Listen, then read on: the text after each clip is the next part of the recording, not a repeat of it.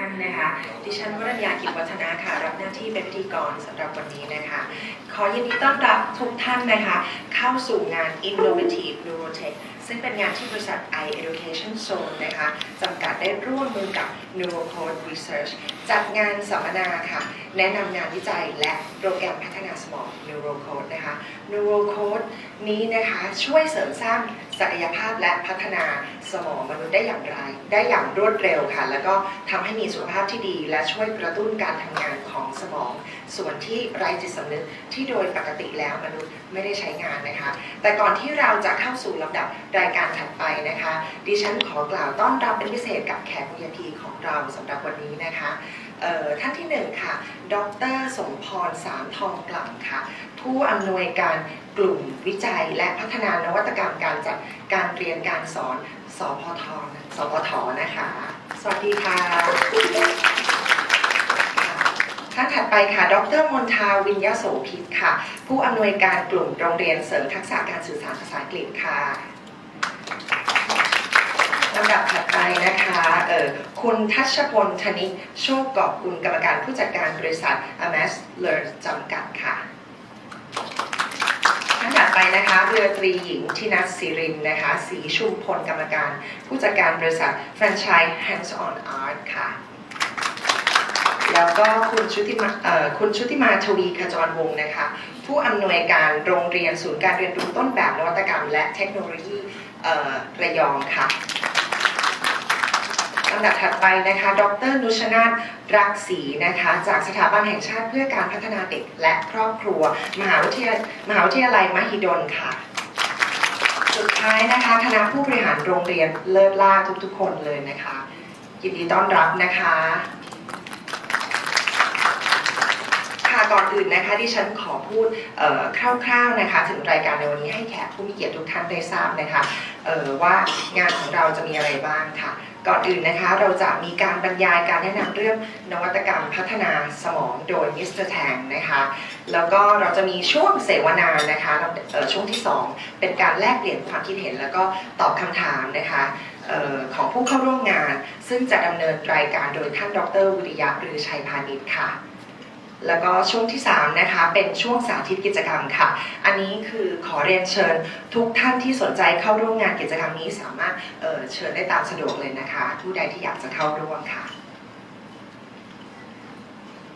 ค่ะแล้วก็ในลำดับต่อไปนะคะจะเป็นการบรรยายในหัวข้อนวัตกรรมพัฒนาสมองค่ะซึ่งดิฉันขออนุญาตแนะนำประวัติและก็ผลงานของท่านผู้บรรยายก่อนนะคะท่านเป็น CEO และผู้ก่อตั้งบริษัท NeuroCode Research ค่ะซึ่งได้ก่อตั้งเมื่อปี 2015 ที่ประเทศสิงคโปร์นะคะและได้มีสำนักงานใหญ่อยู่ที่ปักกิ่งประเทศจีนอีกด้วยค่ะมีชื่อว่า Beijing NeuroCode Technology จำกัดนะคะท่านนี้ก็คือมิสเตอร์แทงค่ะเป็นนักวิชาการผู้คิดค้นโปรแกรม NeuroCodeมีประสบการณ์ด้านการวิจัยพัฒนาปัญญาประดิษฐ์และเทคโนโลยีระบบประสาทสมองมีผลงานลิขสิทธิ์มากมายนะคะระดับนานาชาติโดยเฉพาะด้านคลื่นเสียงระบบประสาทค่ะขอเรียนเชิญมิสเตอร์แทงนะคะ CEO and Founder NeuroCode Research Mr. Tang please come up on the stage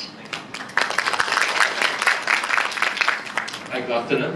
Good afternoon, ladies and gentlemen. I think they have introduced me. So I'm very happy here today to be in Thailand to share with you our research work from NeuroCode technology and some of the work we do and how we help people to learn to improve their learning effectiveness. A little bit background of myself. I was from the research arena. I started with artificial intelligence, AIs, and neural network, and then we moved into Neuro Soundwave technology. We have today filed 8 patents in this technology and 2 original music copyright ownerships. A little bit background of myself.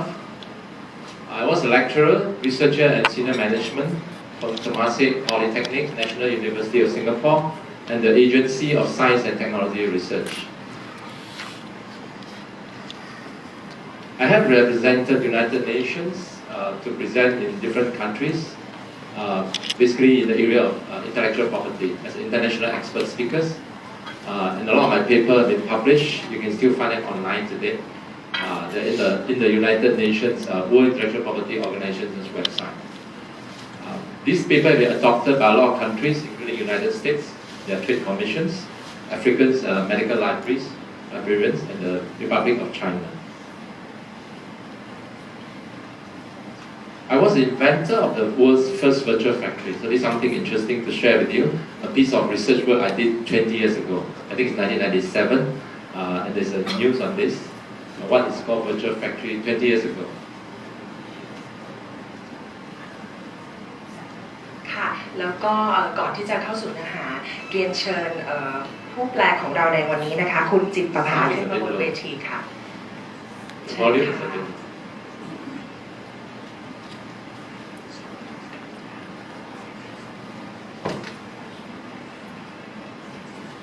ค่ะสวัสดีค่ะ Giant Microsoft. Join us after the break as we visit the world's first virtual factory, and it was developed right here in Singapore.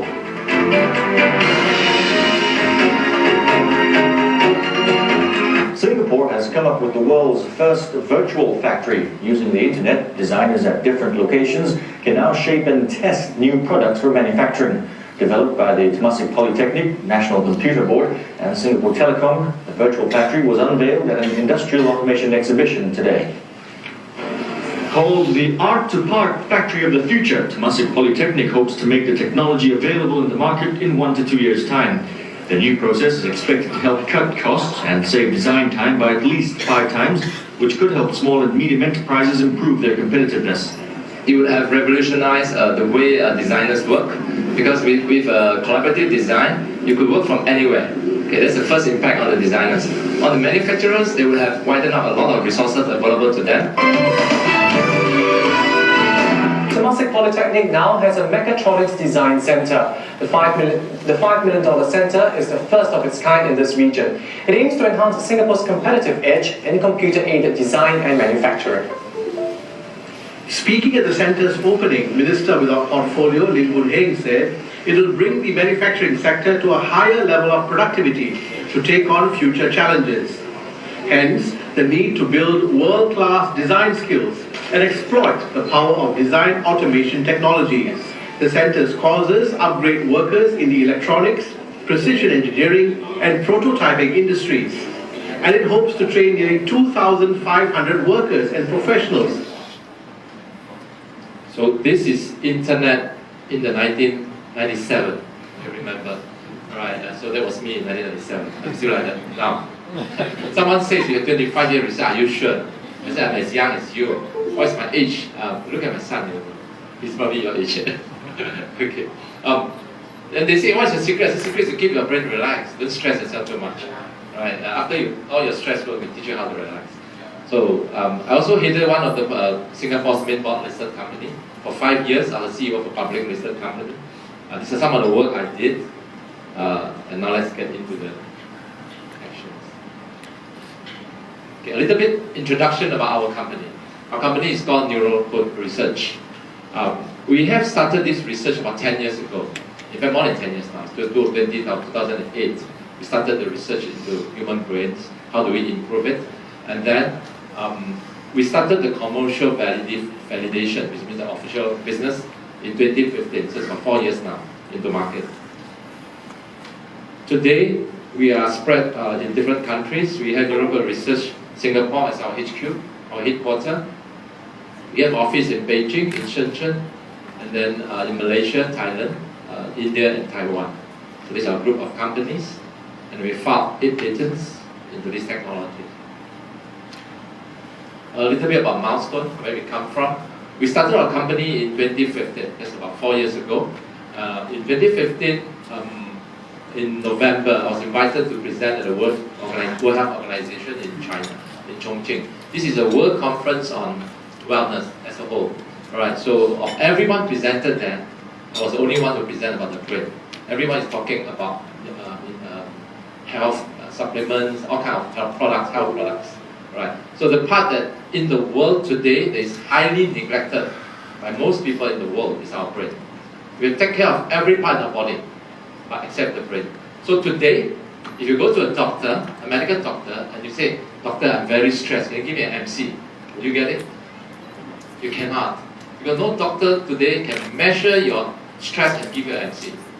right? So we work with medical doctors how to measure the stress, but you cannot give an MC because it's not validated yet. It will take another 20 years before it can be approved. ค่ะสรุปคร่าวๆนะคะมิสเตอร์ตังมีประสบการณ์ด้านการวิจัยพัฒนาปัญญาประดิษฐ์นะคะแล้วก็เทคโนโลยีระบบประสาทสมองมีผลงานลิขสิทธิ์ระดับนานาชาตินะคะด้านคลื่นเสียงระบบประสาทและเป็นผู้คิดค้นระบบโรงงานผลิตเสมือนจริงสำหรับผลิตต้นแบบงาน3มิติที่ใช้กันทั่วโลกนะคะมิสเตอร์ตังรับตำแหน่งเป็นอาจารย์สมาชิกคณะบริหารอาวุโสให้แก่มหาวิทยาลัยโพลิเทคนิคเทมาเซกนะคะและสถาบันวิจัย A-Star และดำรงตำแหน่ง CEO ให้กับบริษัทลูกในเครือเคยได้รับเชิญให้กล่าวปาฐกถาในงานขององค์กรสหประชาชาติ UN นะคะองค์กรสร้างสินทางปัญญาโลกในฐานะผู้เชี่ยวชาญด้านทรัพย์สินทางปัญญาแล้วก็วิดีโอที่มิสเตอร์ตังโชว์นะคะก็ให้เห็นว่าได้มีประสบการณ์การทำงานด้านการวิจัยนะคะในด้านนี้ตั้งแต่เมื่อ20กว่าปีที่แล้วค่ะ In 2016, we did a training for the Malaysian universities, professors and students in AI and artificial intelligence. So what we are doing today is application of AI into neuroscience. So that's called neurotech.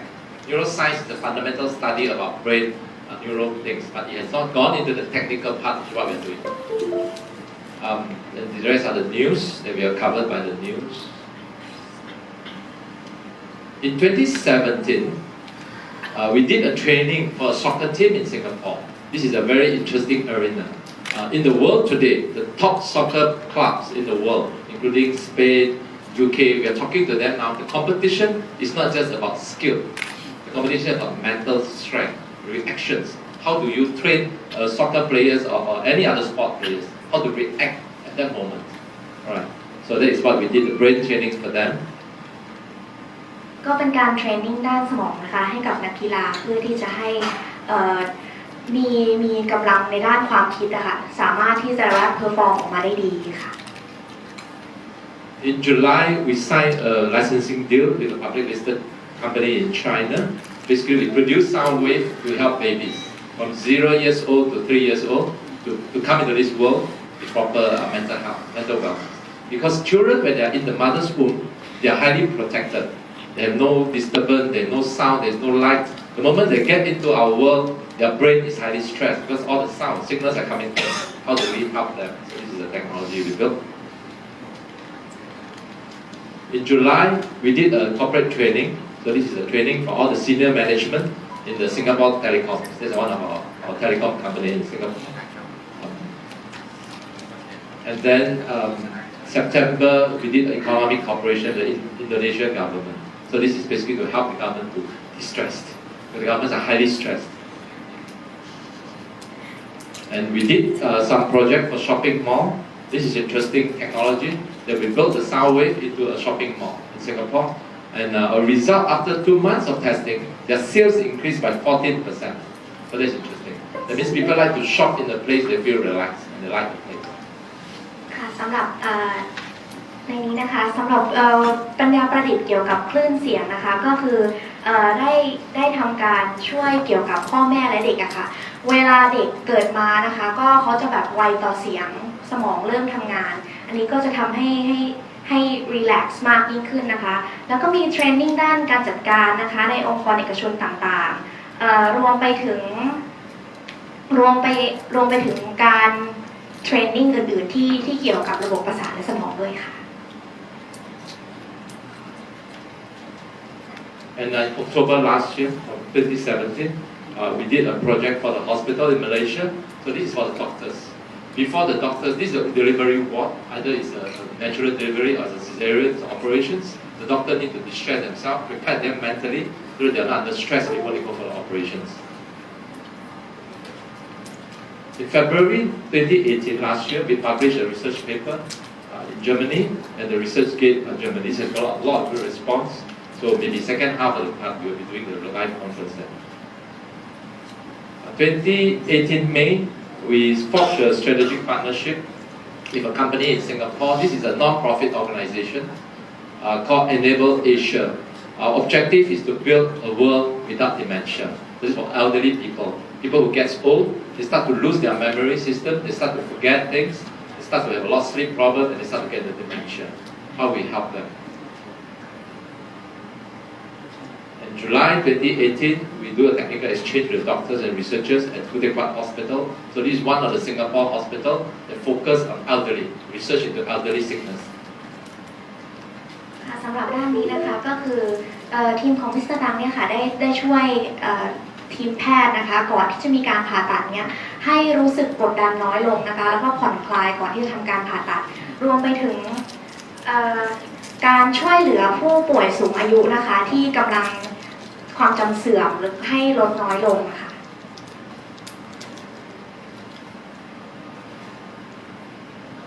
In August 2018, we signed our master distributorship for our product in China with a Beijing company. So this is a school. It's basically a school that has been around for 12 years. They own the 3-story buildings. Pretty big school. So they'll be distributing our products into all the education companies in China.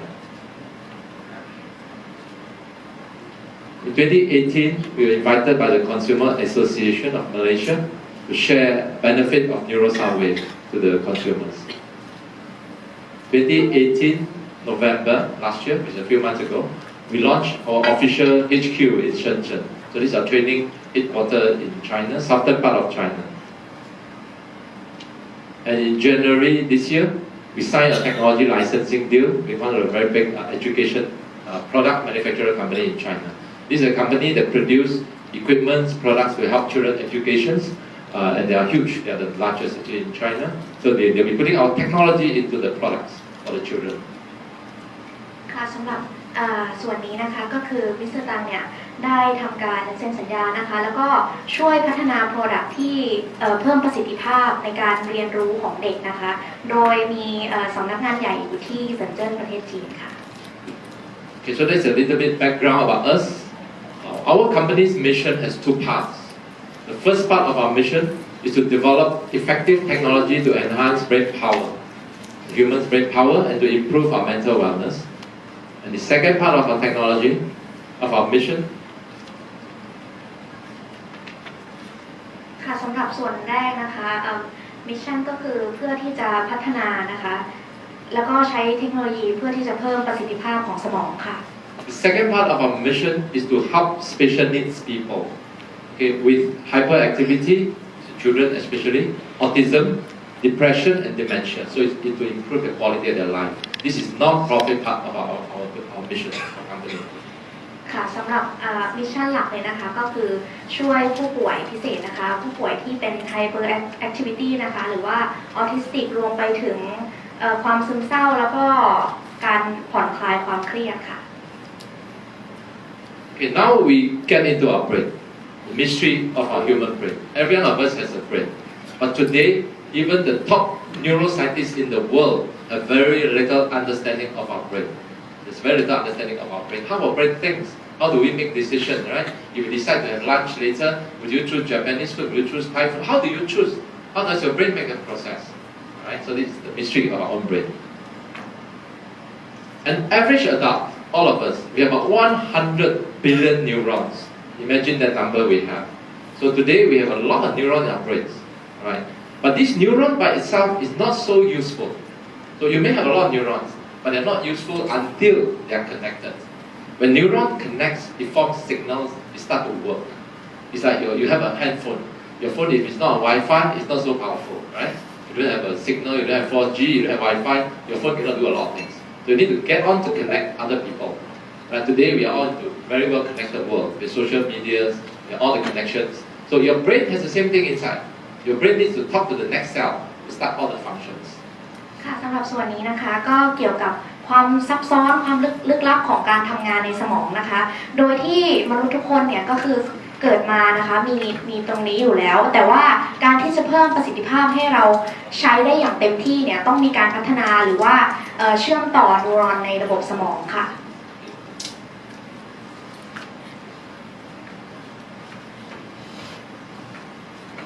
Okay, now I'm going to share with you a little bit about our brain. All of us, how our brain develops, how we go through the whole life cycle of our brain. We are all born with a brain that only has 20% neuron connections. So what does that mean? That means God gave you a brain with only 20% software. 80% of software is not there. So when we are born, there's a lot of things we cannot do as a human. right? Things we cannot do, we cannot talk, we cannot walk, right? Imagine you have a baby who born and say, hello mommy, hello daddy, you start to get panic, right? So that does not happen because your brain, that function is not there. It cannot recognize you, there's no information inside, you cannot speak, you cannot even walk. So humans are born with only 20% neuron connections, meaning there are 80% of human function that are not available, they are not connected yet, right? So that's how we are born. ค่ะคนเราเกิดมานะคะพร้อมกับเซลล์ประสาทที่เชื่อมต่อกันเพียง 20% นะคะจึงมีพื้นที่ว่างให้สมองสามารถพัฒนาได้อีกอย่างมหาศาลการเรียนรู้ของสมองนะคะเริ่มต้นขึ้นจากการหัดเดินและหัดพูดนะคะก็เป็นช่วงวัยที่เหมาะสมที่สุดสำหรับการพัฒนาศักยภาพของสมองค่ะ So the first thing our baby does, when a baby is born, the first thing in their brain is the neurons start to connect. That's the first thing we do, right? By itself. So this is what we call the growing phase. So your brain will start to connect the moment you are born. You will start to receive information, you start to see lights, you start to hear sounds, you start to recognize the same face again and again, you start to smell, you start to do a lot of things. So your brain starts to work. So you start to connect. That will take about 30 to 40 years. Right? When you reach about 30 to 40 years, your brain reached the peak of your life. That means you are at the best, the strongest brain. So that is about 80 to 90% neuron connections. Animals are different. Okay? Animals are totally different from human brains. A dog. Okay? When a dog is born, animal has 90%. They already have it 80 to 90% when they are born. So when a dog is born, it can start to bark, start to run. A dog don't have to take 1 year to learn how to walk. If animal learn 1 year to how to walk, they will be out. They will have bones. They will not have animals anymore. If a tiger take 1 year to learn how to walk, somebody will eat it out. Right? Humans are different. Right? So we are very different brain than other animals. It takes us a lot of time to connect, to learn, to receive information, to form what's inside there. So they will take about 30 to 40 years.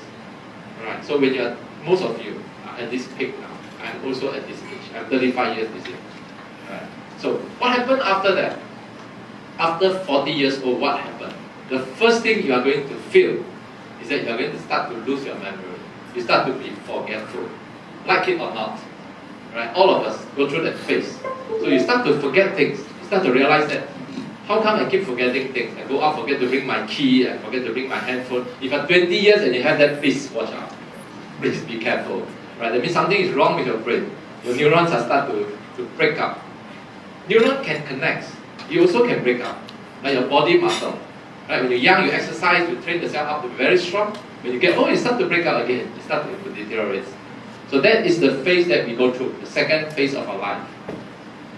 ค่ะสำหรับส่วนนี้นะคะคนเราเกิดมานะคะด้วยศักยภาพของสมองเพียงแค่ 20% นะคะแตกต่างจากสัตว์ที่เกิดมาพร้อมกับศักยภาพของสมองถึง 90% เมื่อเราเกิดมานะคะมีศักยภาพของสมองเพียงแค่ 20% หมายความว่าเราจะสามารถเรียนรู้ที่จะเพิ่มศักยภาพตรงนี้ได้อีกถึง 80% เลยค่ะในขณะเดียวกันนะคะสำหรับสัตว์ก็คือเกิดมาแล้วมี 90%เหลือพื้นที่ให้เพิ่มศักยภาพเพียงแค่ 10% ทำให้พวกสัตว์ต่างๆเนี่ยไม่สามารถได้เรียนรู้ได้เท่าที่มนุษย์เรียนรู้ได้นะคะเพราะฉะนั้น เมื่อ neuron connect ก็คือระบบประสาทนะคะเชื่อมต่อกันมากขึ้นนะคะสำหรับมนุษย์ดีที่สุดคือในช่วง 40-50 ปีนะคะส่วนใหญ่เราก็อยู่จุดสุดยอดของศักยภาพสมองเราแล้วนะคะตอนนี้นะคะเพราะฉะนั้นพอหลังจากนั้นเนี่ยเราจะเริ่มความจำเสื่อมลงเราจะเริ่มลืมโทรศัพท์ลืมกุญแจลืมนั่นลืมนี่นะคะก็เราตรงนี้เนี่ยก็สามารถลดความเสื่อมตรงนี้ได้ค่ะ So once we cross 40 years old, your brain starts to age, like any part of your body. You start to age. What happens in the aging process? That means your neuron connections that you build up over your whole life start to disconnect, start to break up. So you're going to lose some memory, you're going to lose some functions, you may lose your spatial function, that means you cannot walk, you can tend to fall down. So you lose a lot of judgments, you lose a lot of things in your brain. Right? So typically, after 60 years old, you only left with 50% of the neuron connections.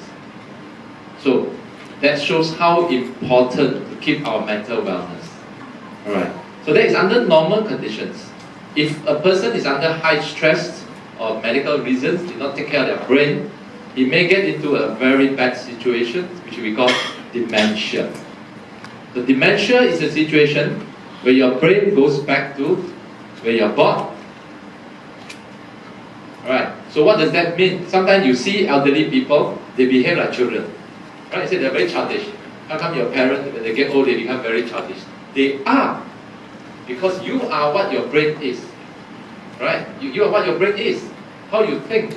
Right? Imagine if you lose all your memory, you are not what you are. You lose everything, you lose everything. So when your parents, when the elderly people, if they get into this situation, they start like a child. They can't even eat themselves, they can't even take care of themselves. So that's the stage we call dementia. ค่ะในส่วนนี้นะคะคุณตังพูดถึงว่าเมื่อเราอายุสูงขึ้นนะคะเกิน60ปีไปแล้วเนี่ยระบบในประสาทนะคะที่เชื่อมต่อกันจะลดเหลือเพียงแค่ 50% ทำให้เกิดภาวะที่เรียกว่า Dementia ก็คือว่ากลับกลายเป็นเด็กอีกครั้งหนึ่งเช่นไม่สามารถเดินได้อย่างคล่องแคล่วนะคะลืมนั่นลืมนี่มีความรู้เหลืออยู่เพียงนิดหน่อยเหมือนกับตอนแรกๆที่เรายังเป็นเด็กอะค่ะ So our objective of research is to prevent this, and I am at this age here, but my brain is here. That's what we need. Keep you there, but you behave like this, you walk like this, you talk like this, you think like this, and you look like that. That's what you need, right? So keep our brain young, because you have no control over your brain.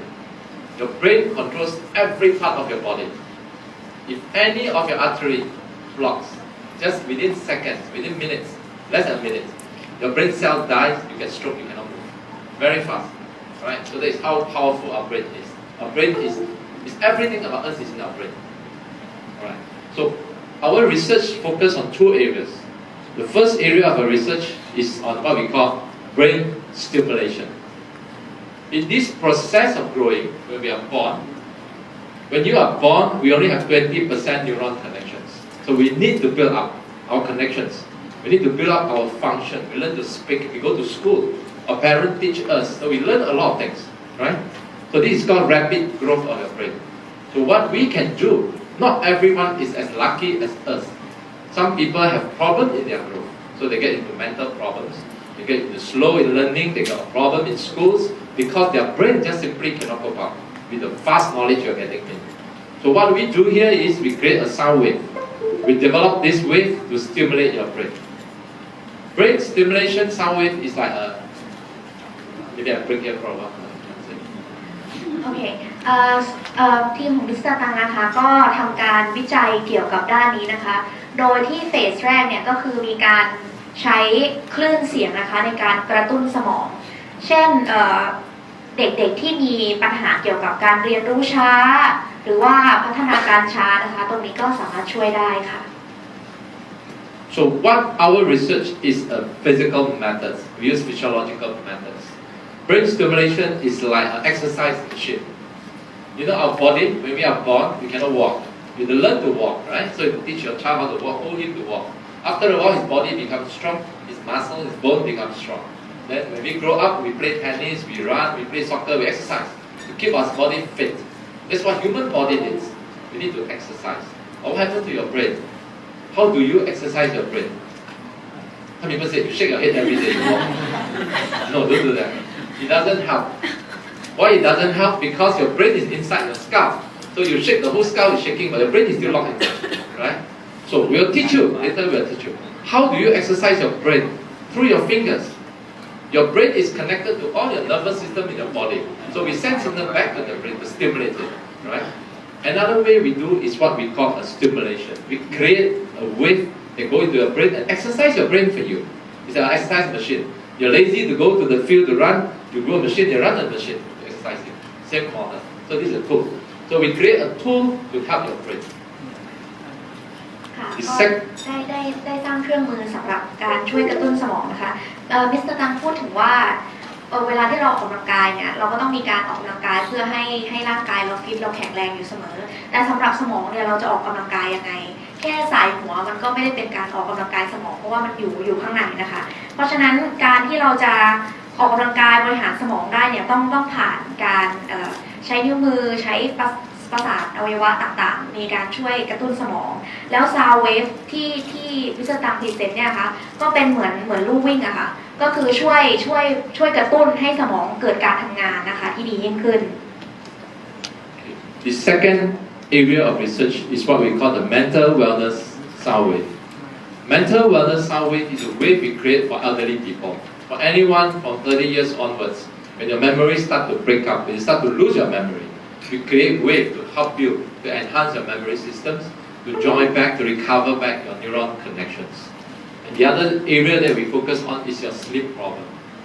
WHO statistic, 38% of the world population have sleep problems. I'm not sure about Thailand, probably you all can sleep very well, but we have a lot of problems sleeping in Singapore. In Singapore, sleep is a very major problem.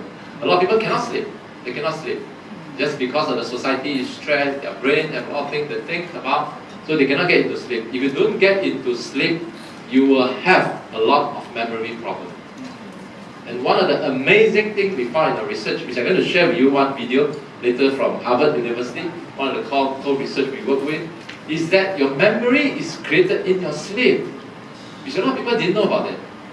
So we get children to study very hard. They keep reading the book and read, and they still cannot do well because they never sleep well.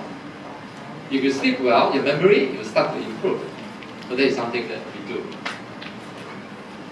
ค่ะตรงนี้พูดถึงการพัฒนาสมองนะคะโดยใช้ sound wave นะคะก็คือสามารถเพิ่มประสิทธิภาพนะคะแล้วก็ช่วยปกป้องอาการความจำเสื่อมนะคะแล้วก็นอนไม่หลับสำหรับปัญหาการนอนไม่หลับเนี่ยมีผลต่อความจำอย่างมากนะคะเพราะว่าการที่เราไม่ได้นอนอย่างมีประสิทธิภาพเนี่ยมันจะส่งผลกระทบโดยตรงกับการเรียนรู้ของเรานะคะหมายความว่าในระหว่างที่เราหลับเนี่ยค่ะสมองกำลังสร้างความทรงจำเก็บข้อมูลต่างๆถ้าเรานอนไม่พอหรือนอนหลับไม่สนิทนะคะมันก็จะมีปัญหาเนี่ย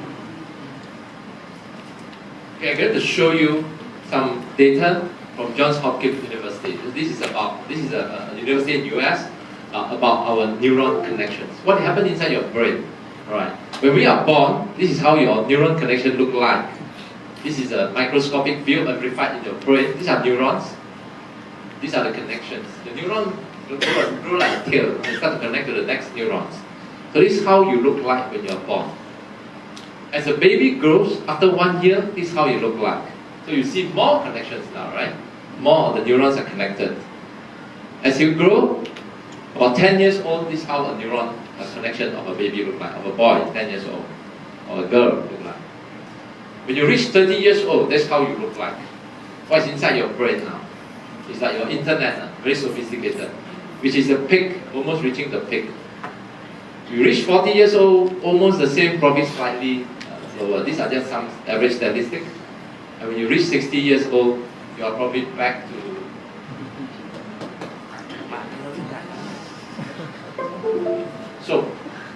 So what this means? This data means we need to keep our brain connected. You build as many internet points as you can, a lot of Wi-Fi everywhere. Then you will have a problem in your brain. Okay? So that is where how a human brain look like.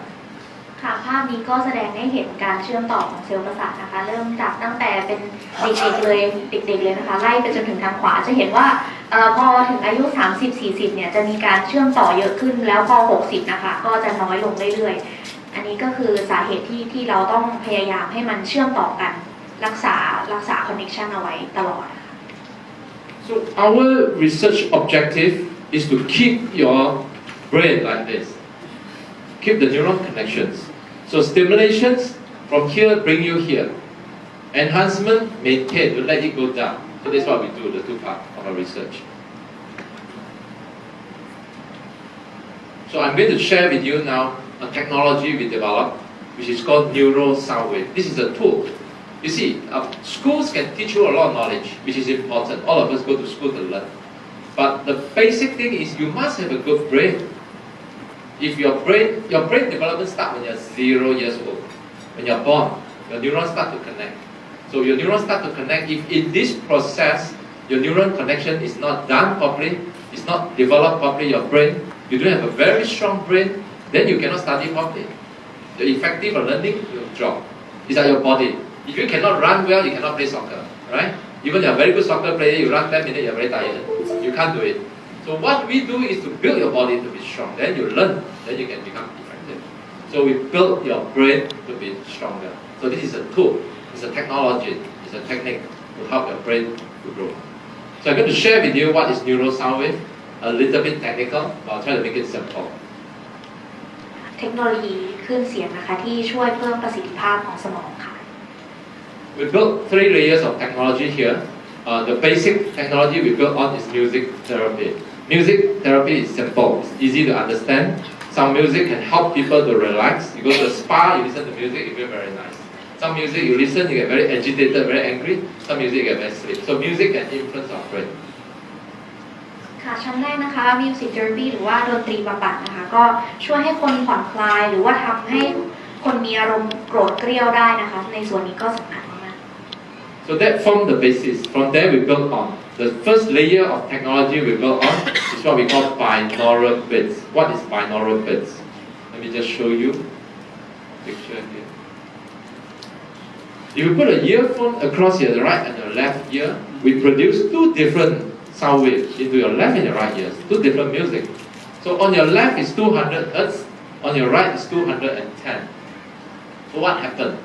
The net difference is a difference of 10 Hz. 10 Hz is what we call alpha wave.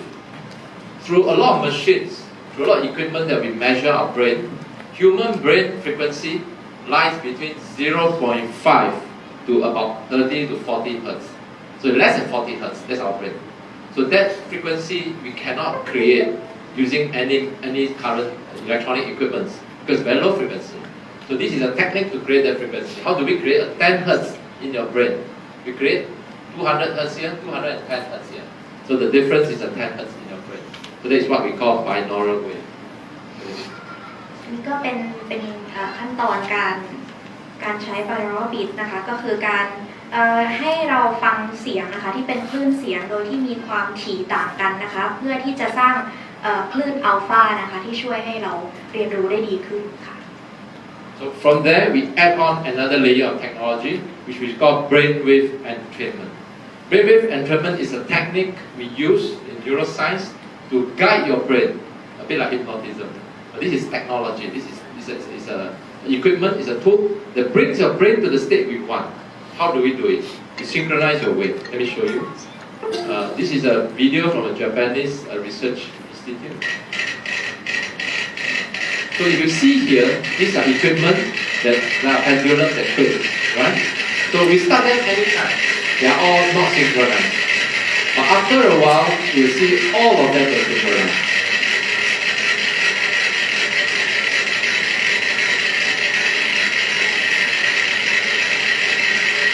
After a few seconds, you'll see every one of them will go in the same direction.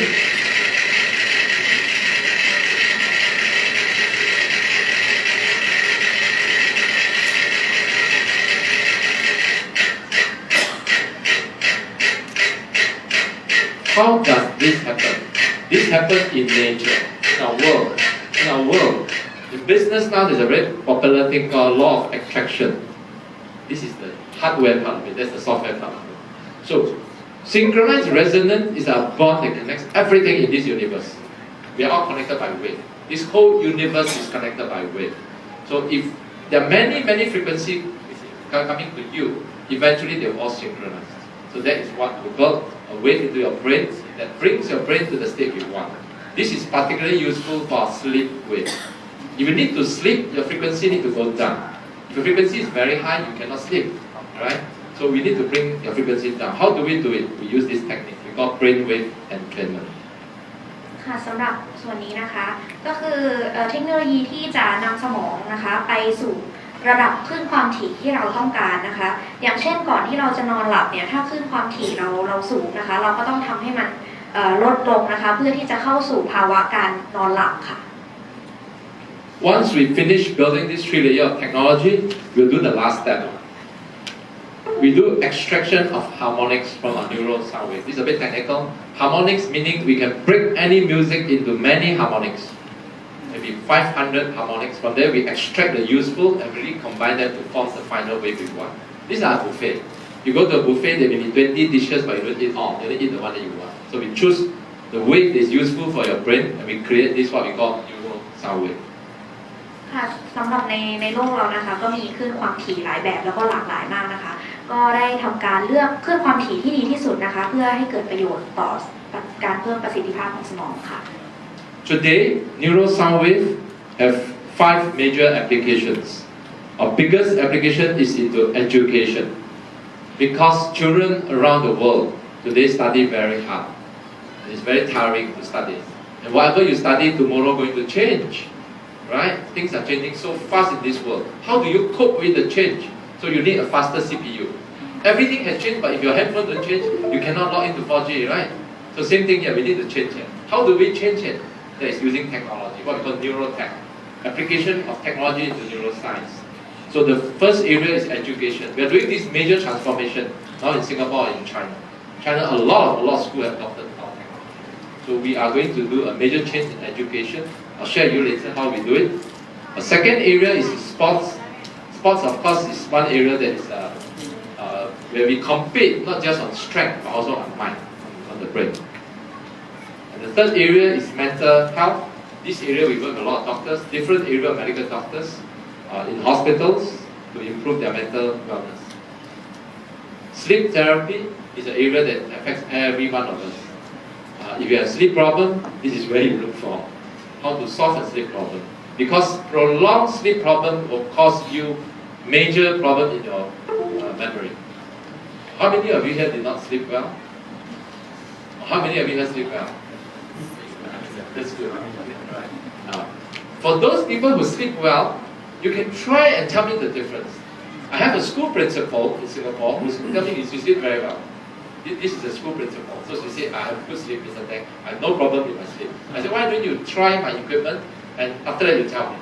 Right? See, if there's any difference, if no difference, okay, but you already have good sleep. After 2 weeks, she came back to me. She said, now I know what is good sleep. That's very powerful statement. I said, what does that mean? She said, last time I had good sleep. But when I wake up, I feel very tired. I don't wake up very fresh. I mean, I still wake up normal. But now she wake up every morning, she feels so fresh, she said, mind. Because 2 things your brain do when you sleep.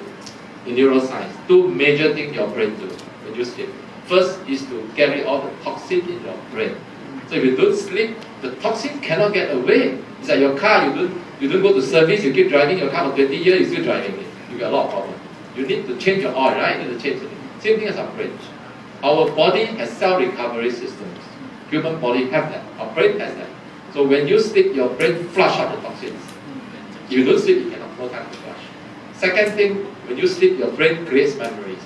Your brain stores information for you. So if you have a good sleep, next day you find out you're so fresh. And this is what we call deep sleep, the state of deep sleep. You may have good sleep, but you have very shallow sleep, but not deep. So that is what we call sleep therapy.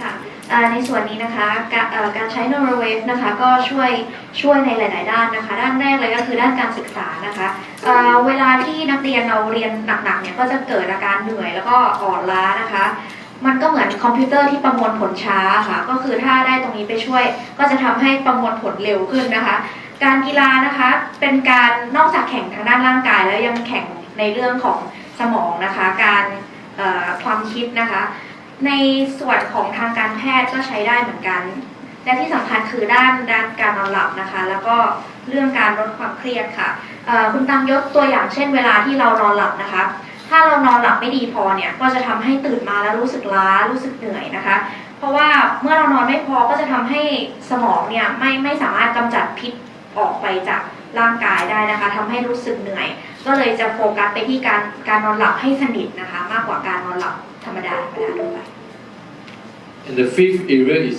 stress reduction. So this is useful for a lot of corporate people. So we work with people like Singtel, SQ or Singapore, all the big companies in Singapore, all the big management are very stressed. Right? And we worked last year, we signed an MOU with our Indonesian government because they're having the president election. So they're also under high stress. Every time election, they're very stressed.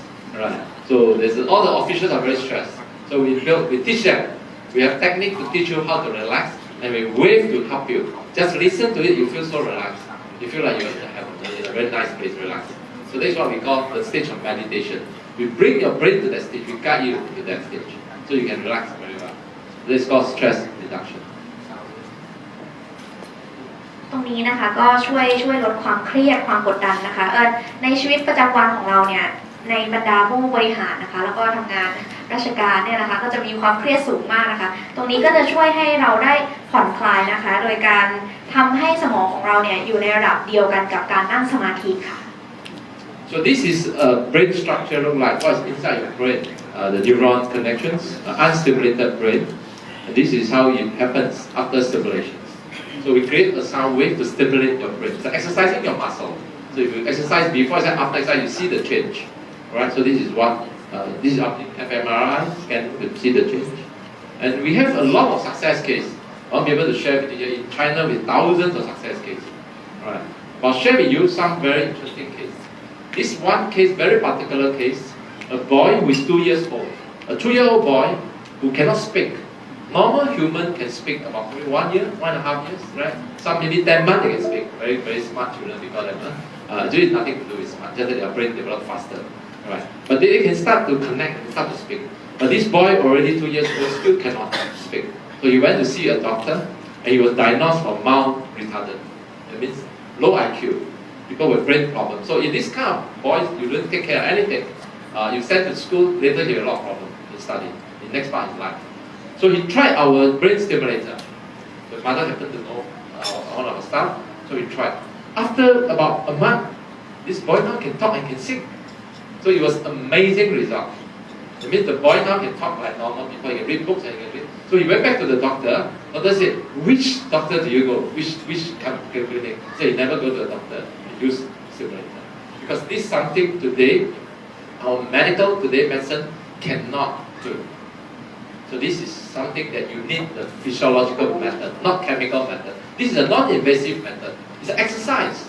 If you twist your arm, you go to a doctor, what can a doctor do? A medical doctor will basically do surgery, right? But you can do Chinese doctor can twist your back. So they all go for physiotherapy. There's another method to do it. So this is an alternative to medicine of treating a boy. อันนี้ก็เป็นกรณีศึกษากรณีหนึ่งนะคะเป็นเด็กชายอายุ2 ปีนะคะที่มีพัฒนาการช้ามากก็คืออายุ2 ปีแล้วก็ยังไม่สามารถพูดหรือสื่อสารได้นะคะปกติแล้วคนเราจะสื่อสารได้เริ่มสื่อสารได้เมื่ออายุประมาณ1 ขวบนะคะแล้วก็ได้รับการวินิจฉัยจากแพทย์ว่ามี IQ ต่ำนะคะพอหลังจากที่มาทำการรับคลื่นNeuro Wave NeuroCode เนี่ยนะคะเพียงเดือนเดียวนะคะก็สามารถพูดได้แล้วก็ร้องเพลงได้จนแพทย์ประจำตัวเนี่ยค่ะตกใจถามว่าไปหาหมอที่ไหนมานะคะทำไมถึงเกิดพัฒนาการที่รวดเร็วอย่างนี้ Second case, a 4-year-old boy, hyperactive. So this boy is very active. Today, a lot of children are hyperactive. In Thailand, is there a lot of children having hyperactive? No? Yes, in Singapore a lot. Because people use handphones, they play games, your iPad, your handphones, and something that everybody forgets. In this phone, the frequency that emit to your brain is 900 megahertz. 900 megahertz going into your brain. So that makes your brain very active. Children and adults, that's why we have a lot of problems with adults. You use your phone a lot every day, WhatsApp, you have a lot of problems sleeping. Because your brain is overactive. Right? You watch movies, you watch animations, you play games, you get so excited, and then how to relax. So that's what the next thing we need. Right? So we need technology to help us. Because technology created problems, so we need technology to solve the problem. Right? So this is a case, a 4-year-old boy hyperactive, can only speak a few words. Now you see many doctors, they will spend a lot of money, the parents, see a lot of doctors, a lot of doctors. And they also have tried some alpha wave equipment, but it does not solve the problem. Right? So after you use our stimulator for about 2 months, they see significant improvement. So the parents are enrolling for all our programs.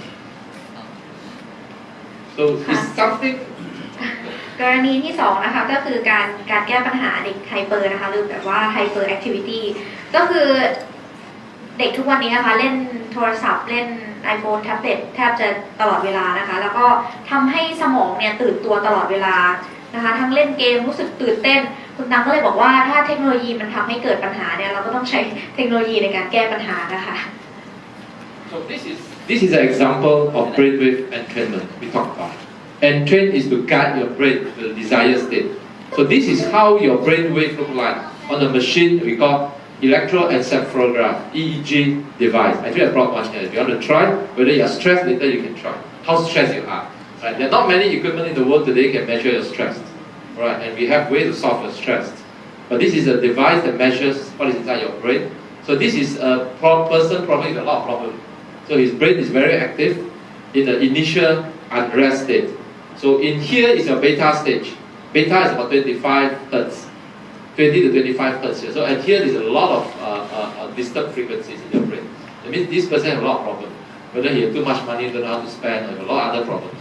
Right? So what we do, we put him through our sound wave. And this is what the mental state like. After about 15 minutes, the high frequency part goes off. So this part we tail it down, goes off. So that's what we call the deep sleep state. Some of you may not go to here, but you may go to half. So you still can sleep, but you didn't have a good sleep. You have a normal sleep, but you have a deep sleep.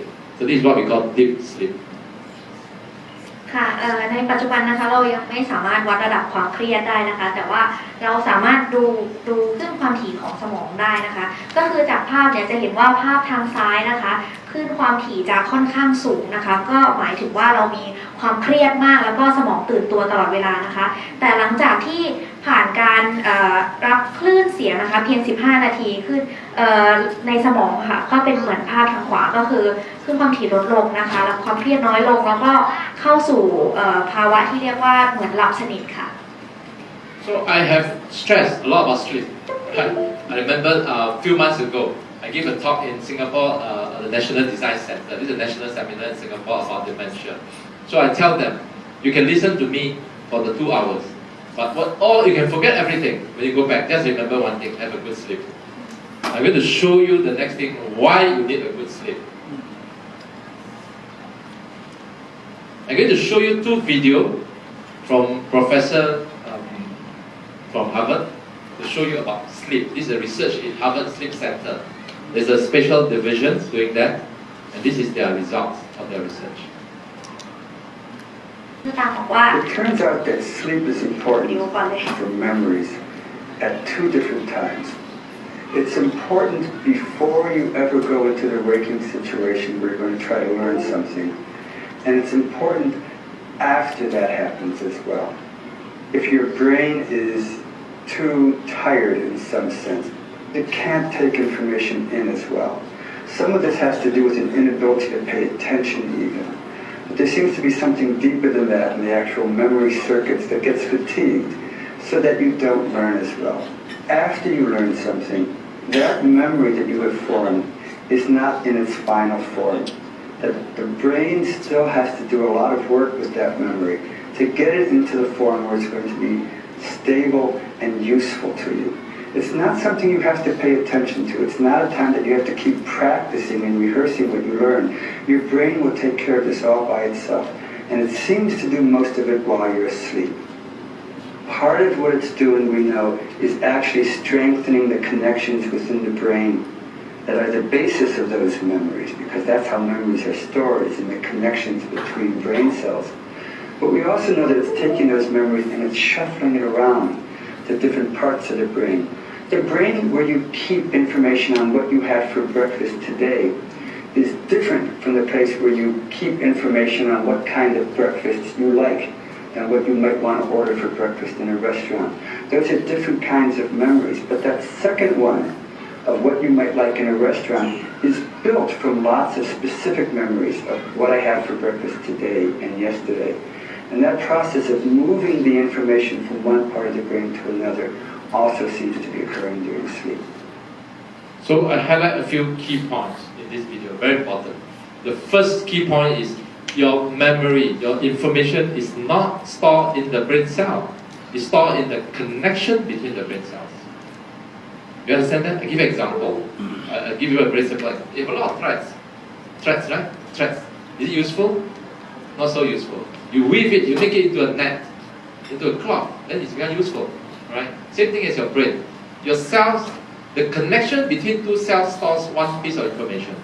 So it's all the connection that store our information. The network, you see, the complicated net in our brain. They store your information. So once that net breaks, your information is gone. Alright? So that is how our human brain cell works. So So that's the first piece of information.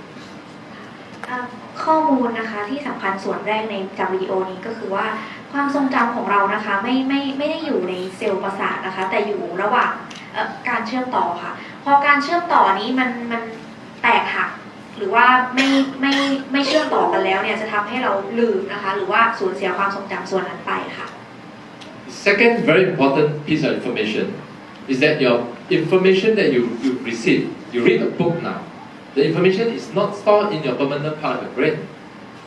Whatever you read now when you're awake, you read the book, we try to study, right? All the information is stored in the part of your brain called hippocampus.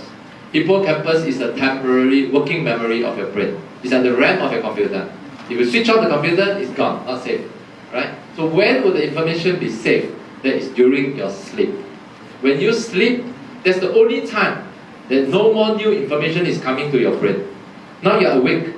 If I tell you something, you listen, but at the same time, many things are coming in, right? Information keep coming non-stop. The whole day, non-stop. You walk, you see things, you hear things are keep coming to your brain. The only time when you sleep, your senses are cut off. So your brain go back to internalize. You start to run through the whole day of information and you store what it thinks, what your brain thinks is good, useful, you store into the final place of memory we call amygdala. That is the permanent memory storage. So your brain is shuffling the information when you sleep. So imagine if you don't have good sleep, how can you have good memory? Alright? So one of our very significant results of our tool, we create a stimulator that we sell we sell a lot in China today. So a lot of students see significant improvement in their results and they ask why. The reason is because they improve their sleep.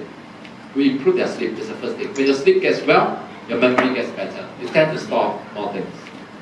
ค่ะสำหรับจุดสำคัญที่2นะคะก็คือว่าอย่างในระหว่างวันนะคะที่เราเรียนหนังสือนะคะหรือว่าอ่านหนังสือเนี่ยความทรงจำเนื้อหาของสิ่งที่เรารับรู้เนี่ยมันไม่ได้อยู่กับเราตลอดไปอีกไม่นานเราก็จะลืมนะคะในส่วนนี้เนี่ยข้อมูลจะไปอยู่ในส่วนของสมองที่เรียกว่าฮิปโปแคมปัสนะคะและระหว่างการนอนเนี่ยเมื่อระบบประสาทของเรานะคะระบบประสาทสัมผัสนะคะหยุดทำงานเราไม่ได้เคลื่อนไหวไม่ได้อะไรอย่างเงี้ยนะคะมันจะเป็นช่วงที่สมองของเราเนี่ยเคลื่อนย้ายข้อมูลไปอีกส่วนหนึ่งที่รองรับความทรงจำที่ถาวรและยาวนานขึ้นเรียกว่าส่วนอะมิกดาลาค่ะเพราะฉะนั้นการนอนนะคะหรือว่าการทำให้ขึ้นความถี่ในสมองได้พักผ่อนอย่างเต็มที่อย่างเพียงพอนะคะก็จะทำให้เราความจำดีขึ้นค่ะ The next video I'm going to show you is a comparative study. The study of two groups of students. After study, one group goes sleep well, one group don't sleep. You see the results. จะโชว์งานวิจัยเกี่ยวกับการนอนหลับนะคะเป็นกลุ่มนักศึกษากลุ่มแรกที่นอนหลับดีกับ We know that when we study people and they perform better the next morning, it's not just because they're more awake or more alert. Because there are a number of different ways we can test them to look for that.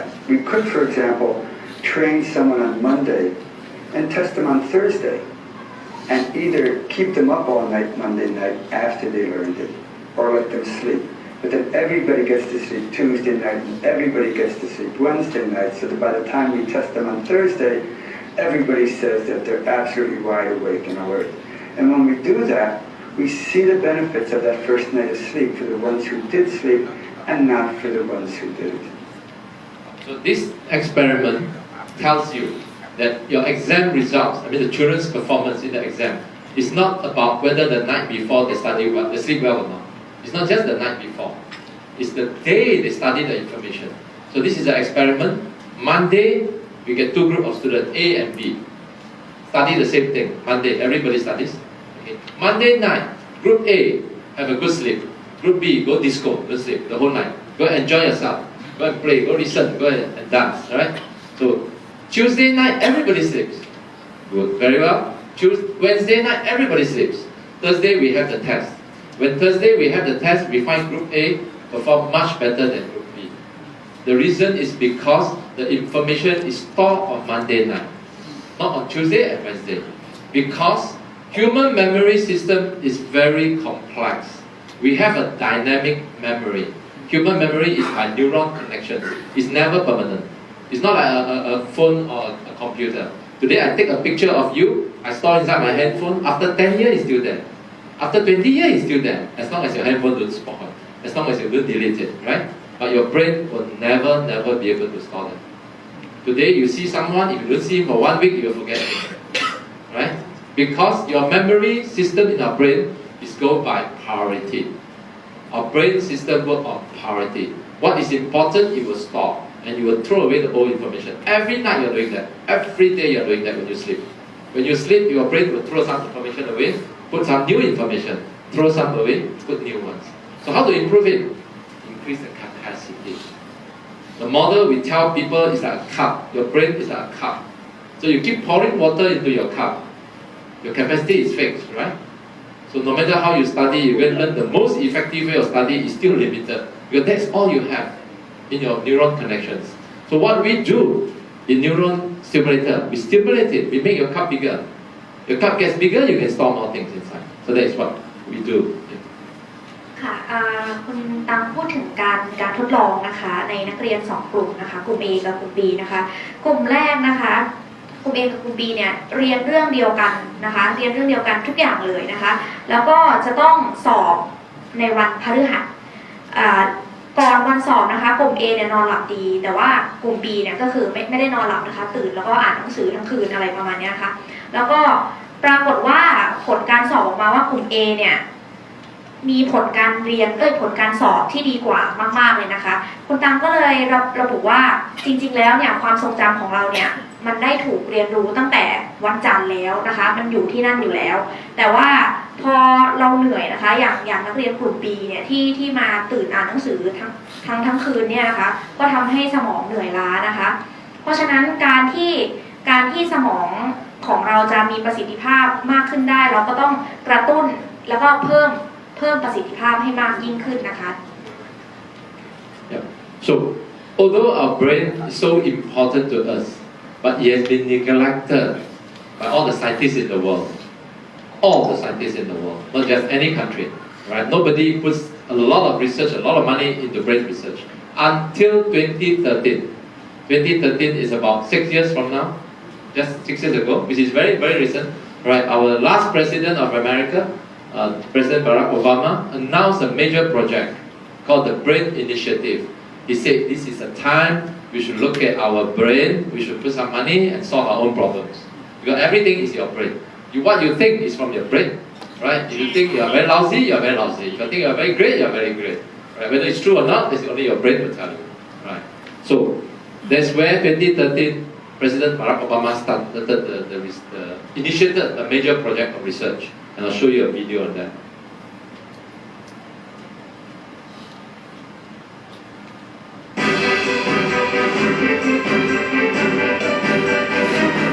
U.S. President Barack Obama has proposed a $100 million initiative to map the human brain's activity in unprecedented detail, saying this 1.4 kilogram organ remains largely a mystery. Now, as humans, we can identify galaxies light years away. We can study particles smaller than an atom, but we still haven't unlocked the mystery of the 3 pounds of matter that sits between our ears. Today, scientists possess the capability to study individual neurons and figure out the main functions of certain areas of the brain. But a human brain contains almost 100 billion neurons, making trillions of connections. Obama has asked Congress to start funding deep brain research through Advancing Innovative Neurotechnologies initiative next year in a bid to understand and hopefully better treat debilitating conditions such as Alzheimer's, autism, and stroke. We're still unable to cure diseases like Alzheimer's or autism or fully reverse the effects of a stroke. And the most powerful computer in the world isn't nearly as intuitive as the one we're born with. There's this enormous mystery waiting to be unlocked. And the Brain Initiative will change that by giving scientists the tools they need to get a dynamic picture of the brain in action and better understand how we think and how we learn and how we remember. And that knowledge will be transformative. Obama's plan, which was first proposed in his State of the Union address, would require the development of new technology that could record the electrical activity of individual cells as well as the complex neurological circuits in the brain. The initial proposed $100 million investment would go to support research at the National Institutes of Health, the Defense Advanced Research Projects Agency, and the National Science Foundation. However, Obama would also like to see private companies, universities, and philanthropists partner with the federal agencies to support the research.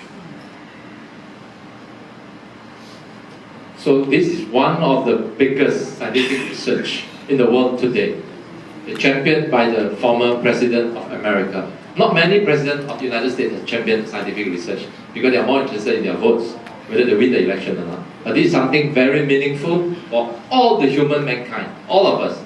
Because today, we can study galaxies light year away. We know how many planets away, right? We know so many things we can study within a submicron, quantum particles. But we don't understand how our brain works. We cannot solve simple problems like hyperactivity, like children. A lot of problems cannot be solved.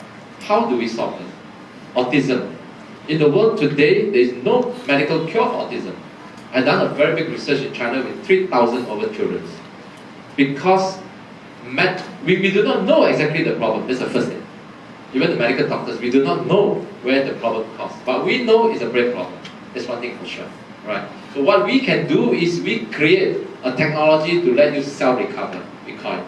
It's an exercise. I cannot solve a problem. If you exercise, the body gets stronger, you get better. So we create somewhere into the brain, and we see actually improvement in your results. But it's not conclusive yet. We have just started this research a couple of months ago. We're going to do a big data research. So Neuro Soundwave becomes a tool, an exercise machine, I call it, of your brain. Help you to do it. Right. So 2013, America started it. The same year, Europe started a major human brain research. And then in 2014, the Japan government started the same research into human brain. So the world gets hot now with all this initiative. And in 2016, the China government approved the largest fund, the project in brain. China government had invested $200 billion into this project. And it's huge. And today you see everywhere is AI in China, everywhere. AI is a mimic of human brain. I started with AI. I started building robots, building machines. Today our whole world is full of AIs. All around you, without you knowing. Everything is AI. Your financial market is full of AIs. Right? We build artificial intelligence to take over what humans can do. Right? But we forget one thing. We build the best AI, but we not improve our own brain. So that is the scenario of brain research around the world. การวิจัยเกี่ยวกับสมองนะคะทั่วโลกกำลังเป็นที่น่าสนใจนะคะคุณตังเริ่มจากเปิดวิดีโอที่เป็นประธานาธิบดีบารักโอบามานะคะที่ได้ทำการสนับสนุนงานวิจัยนะคะกว่า$100 ล้านนะคะเพื่อที่จะสนับสนุนให้มีการวิจัยในด้านนี้นะคะเพื่อที่จะศึกษาว่าเราคิดยังไงเราเรียนรู้ยังไงเราจดจำอย่างไรนะคะแล้วก็รักษาการอัลไซเมอร์ไฮเปอร์แล้วก็ออทิสติกค่ะWe are all living in a world of technology today. So whether we like technology or we don't like technology, everywhere is technology, right? Today we are in a world of technology. I give you an example. I tell businessmen, a lot of businessmen, they find that it's very difficult to do business nowadays. They say, why? They didn't know why it's a change. A lot of people have lost their job without knowing why, because it's taken over by robots, taken over by other things, by automations. If you know this lady, do you know her? Her name is Sylvia. She's like any one of us. She sits restaurant, eat with you, and she has an IC. She's a robot. She's the first robot to recognize as human from the South Africa government. She holds an IC like you. She goes to airports, you can do everything what we do. So imagine what will happen to the world one day. You have to look at the person sitting next to you. Check whether he's a human or he's a robot. Right. It may be a joke, but it's not far from that. We are not far from there already. Right. So what happened to the world? So I tell business people, if you are having a shopping center, your competitor today is not the shopping center opposite you. It's Amazon, it's Lazada, it's Alibaba, these are the guys that kill you. Because today I don't need to get out of the house. I'm sure it does the same thing. In Singapore, we buy everything online. Everything can be bought online. Then what happened to the shops, retail malls? Right? So technology has changed the world. Technology has changed our life. many things in technology has changed. Many years ago, you had to drag your children playing soccer, playing football to go home. Today, he play soccer at home. He don't have to go out to play football. You have to drag him out to go outside and play. This scenario, right? Familiar, right? Sounds familiar, right? If you have children, young children, they can play computer games. They can play games on their handphones. They don't have to go out to play soccer. They can play FIFA online. They can play everything online. So today the world has changed. You get them out of the house, not to get them into the house. So the world has changed. And that one is interesting. This is how a man looked like in 1990s, and how a TV looked like. This is how a TV and a man look like.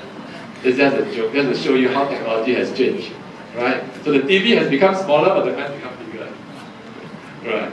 So อันนี้ก็แสดงให้เห็นนะคะว่าเทคโนโลยีทำให้ชีวิตเราเปลี่ยนไปมากๆเลยนะคะเปลี่ยนทั้งโลกเปลี่ยนทั้งวิถีชีวิตของคนเรานะคะโดยที่เราถูกแทนที่ด้วยหุ่นยนต์มากขึ้นนะคะอย่างหุ่นยนต์ชื่อซิลเวียนะคะที่สามารถทำได้เหมือนมนุษย์หมดทุกๆอย่างเลยนะคะซึ่งคนบางคนในตลาดแรงงานก็ยังไม่รู้ถึงข้อนี้นะคะว่ามันส่งผลกระทบโดยตรงต่อเรานะคะแล้วก็กำลังมามากขึ้นในอนาคตด้วยนะคะ So technology has changed many things, many things alive, but one thing that technology has not changed is the way human learns.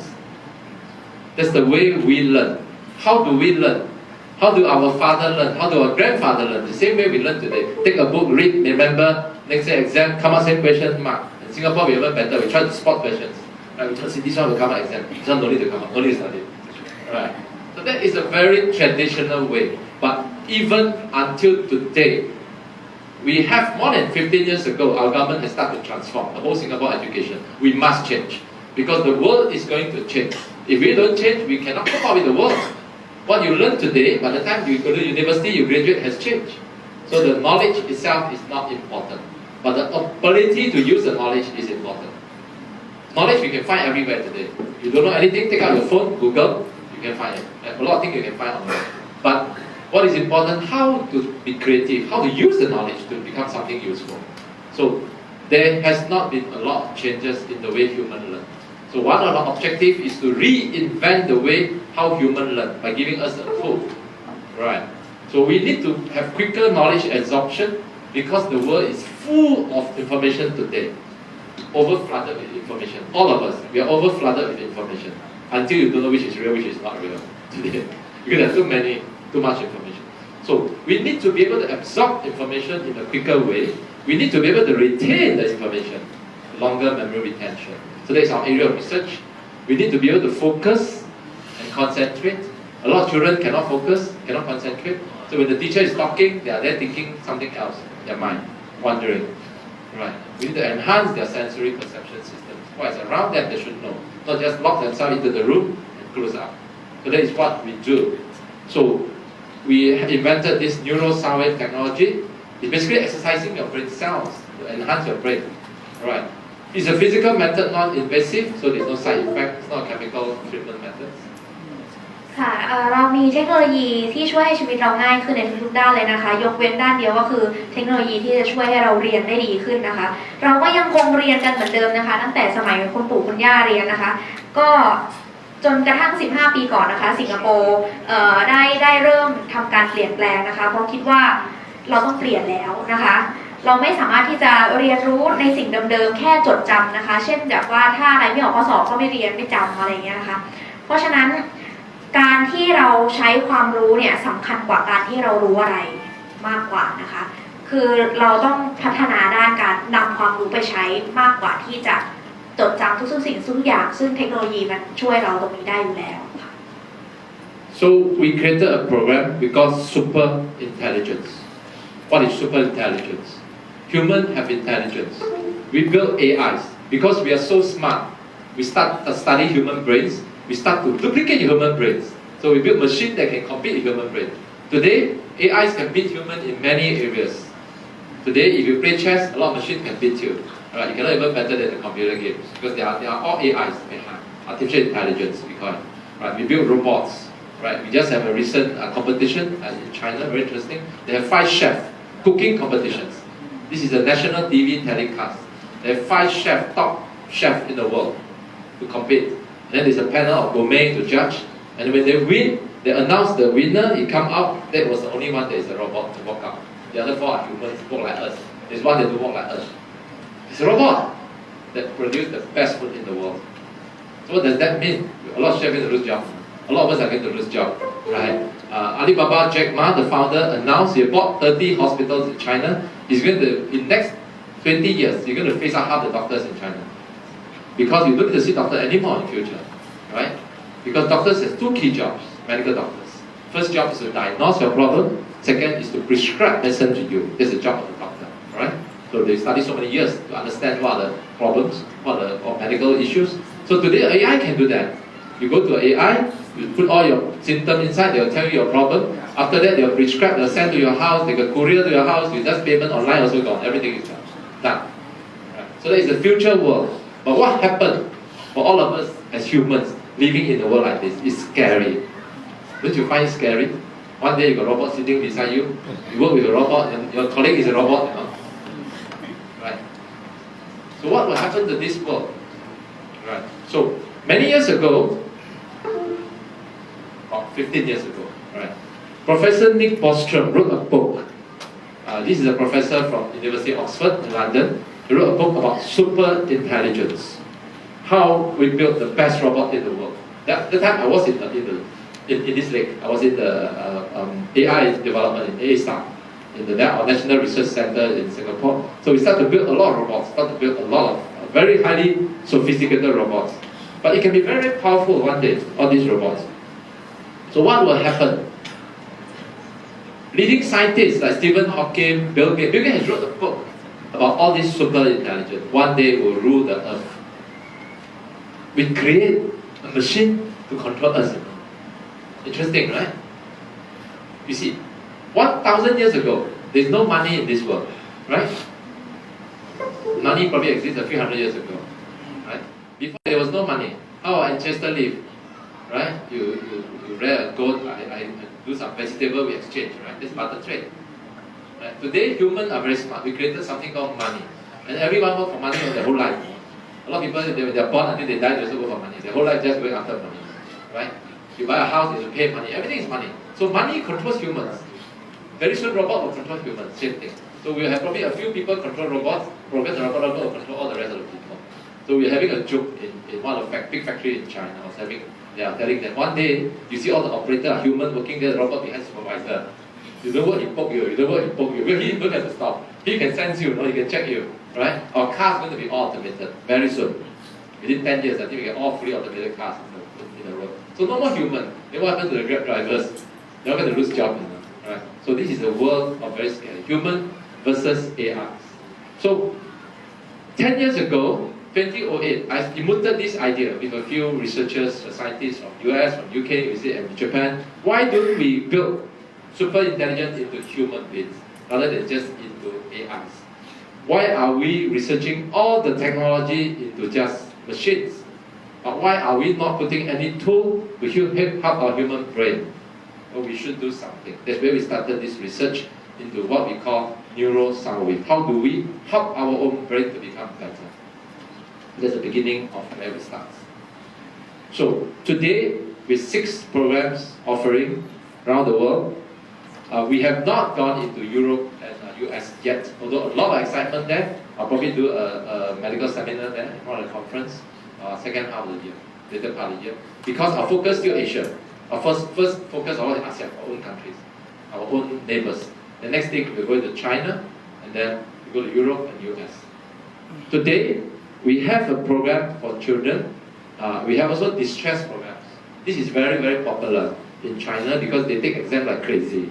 Their exam is really crazy. It's their once their life, they're really under high stress. Not only the children is stressed, the parents are also highly stressed. So we teach you how to distress. Alright. And we do it for adults, same thing, the program for adults as well. ค่ะมิสเตอร์ตันนะคะได้แสดงให้เห็นตัวอย่างหลายๆอย่างนะคะที่แสดงถึงความน่ากลัวของเทคโนโลยีนะคะโดยที่เครื่องจักรเนี่ยสามารถจะมาแทนที่มนุษย์นะคะแล้วก็สามารถทำกิจกรรมต่างๆได้เหนือกว่ามนุษย์ในหลายๆด้านนะคะทั้งการเล่นหมากรุกการทำอาหารหรือว่าแม้กระทั่งหมอนะคะที่หุ่นยนต์เนี่ยสามารถวินิจฉัยโรคได้แม่นยำกว่าหมอที่เป็นมนุษย์อีกค่ะ ทีนี้ความน่ากลัวก็อยู่ที่ว่าแล้วในอนาคตเนี่ยมนุษย์เราจะทำอะไรทำยังไงนะคะที่เรากลายเป็นว่าเราสร้างหุ่นยนต์มาเพื่อควบคุมตัวเราเองก็เลยเกิดคำถามที่ว่าแล้วทำไมเราไม่สร้างเทคโนโลยีที่ช่วยเพิ่มประสิทธิภาพให้มนุษย์มากยิ่งขึ้นนะคะแทนที่จะไปพัฒนาแต่ AI เพื่อให้มันมาควบคุมเราในอนาคต Our super intelligent program for children is mainly school children, for anyone from 3 to 18 years old. So this is basically to help them to improve their brain so they can study better. We don't teach them anything. We don't teach you knowledge you learn in school, but here we help you to improve your brain capacity, your brain power. It's basically a car service center. I service your car, so your car gets smoother, better, then you learn better in school. Right. We have our own pedagogy. So this is a patented pedagogy called Neuro SDESA. So we combine a lot of psychology. I think about 3:30 you have a chance to experience it. I'll share with you what we do and let you experience this technology. Right? We use a lot of psychology, a lot of stuff, trauma charts, activity show, and so forth.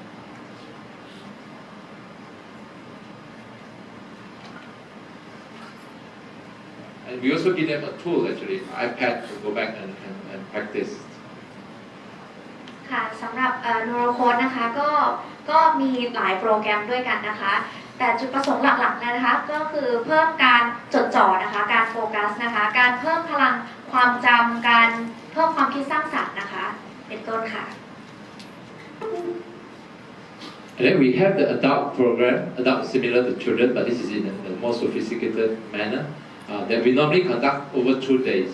So the program is 2 full days for adults over a weekend, and then we help enhance their brain, especially adults. Adults go for corporate people, go for innovations, creativity, how to think out of the box, how to challenge their mind. You see that recent life experience. How do we challenge your mind? All of us have some perceptions. Is this true? Is this useful? Is this good? That's what we all think, right? In half an hour, I will change your mind. That's what we do. ค่ะสำหรับเวิร์กช็อปนะคะก็จะจัดขึ้น2 วันเต็มนะคะสำหรับผู้ใหญ่เพื่อเพิ่มประสิทธิภาพนะคะในด้านการความคิดสร้างสรรค์นะคะความจำการลดความเครียดนะคะแล้วก็การท้าทายเชิงปัญญาค่ะ And then we have the distress program. So this is a program to teach children and adults how to distress. And we'll give them a tool. We have a device. We call it the NeuroLexo. Lexo is a Latin word for relaxation. NeuroLexo is a device that helps you to relax your brain. ก็เป็นเทคโนโลยีที่ช่วยให้นักเรียนเด็กๆนะคะผ่อนคลาย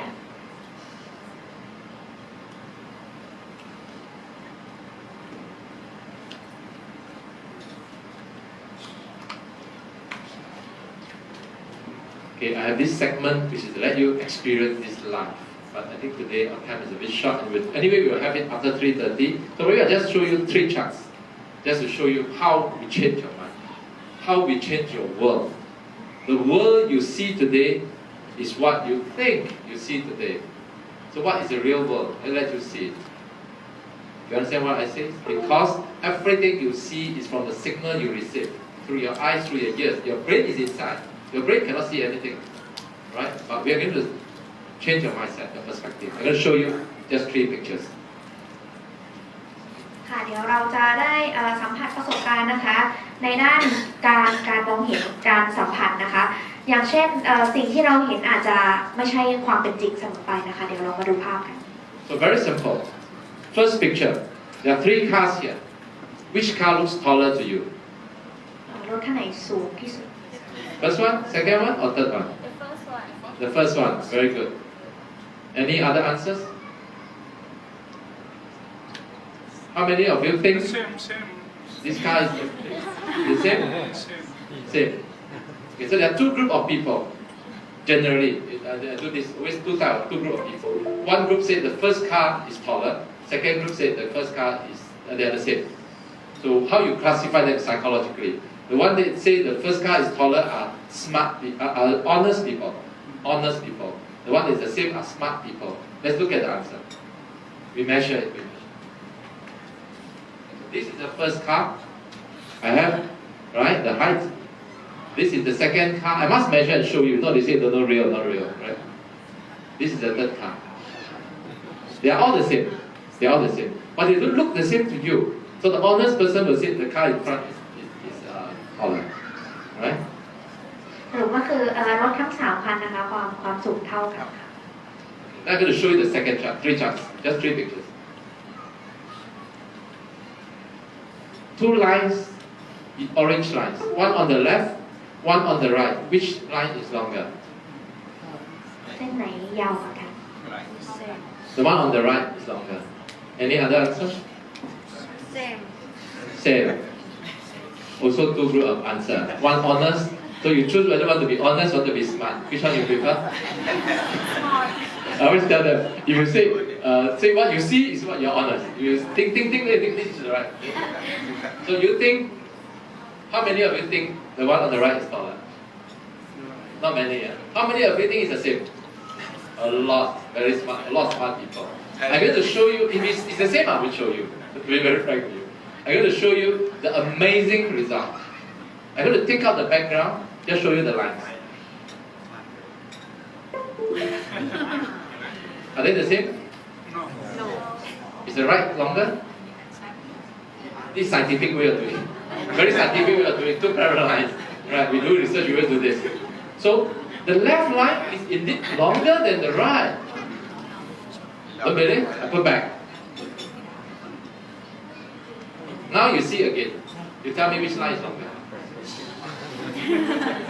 I tell you now that this line is longer than this. Would you believe it? Can you convince your brain that the left line is longer than the right line? Not many of you can do it. I'm going to show you. They say you cheat, you shift here, shift there. I'll show you, I measure for you to see. In scientific, we like to measure. Right, this is the right line on the right. This is the line on the left. Right? So this line is indeed longer than that line. But why you cannot see longer? ทำไมเราถึงไม่เห็นว่ามันยาวกว่ากัน The honest person says the one on the right is longer. That's because they're honest. The smart people say they are the same because you cheat me one time. So last time I already see with it. So it must be the same. This is psychology. This is human psychology, right? But indeed, the left is longer than the right. But this is a very interesting neuroscience. Why? So the next question I'm going to tell you is why you see the right line longer than the left? Because your brain makes a wrong judgment. Why your brain makes we trick your brain? That's why there's an industry called magic. Magicians make money by bluffing you. They cheat you, they lost. But this is like that. That's how they do it. We are not professionals. But I'm not a magician. I'm a scientist. So I show you things that you can measure, you can do it. What happened here is there's something called subconscious. When you see a picture, your eye is only a camera. Your brain is the one that decides. So your brain sees a background. You see this line as 1/3 of the wall. You see this line as 3/3 of the wall. Although this wall is bigger than this wall. So when your brain makes a judgment, you start to think this line should be longer than this line. So this is what happens in your brain. Okay, one more. I got 3 pictures to show you. The third picture. นี่ก็แสดงให้เราเห็นนะคะในเรื่องของจิตใต้สำนึกเรานะคะเมื่อเรามองเห็นบางอย่างเนี่ยสายตาเราเป็นแค่เหมือนกล้องถ่ายภาพนะคะแต่มันจะถูกตัดสินด้วยการใช้หลักการการตัดสินใจประสบการณ์ของเราค่ะ Okay, third picture. There are 2 blocks of different colors here, right? There are 2 blocks, 2 color blocks here. The question I'm going to ask you, which color is darker, this one or this one? กล่องไหนสีเข้มกว่ากัน Now you have to use your brain. You have to control your brain. Don't be blunt. Right? So which one is darker? Top or bottom? How many of you think it's top? A lot honest people. How many of you think it's bottom? How many of you think it's the same? I used to block using my hand. Now I use technology. Don't use block. I'm going to block the middle. Okay? The one that confused you actually is this part. Okay, I'm going to put a black screen and cover it.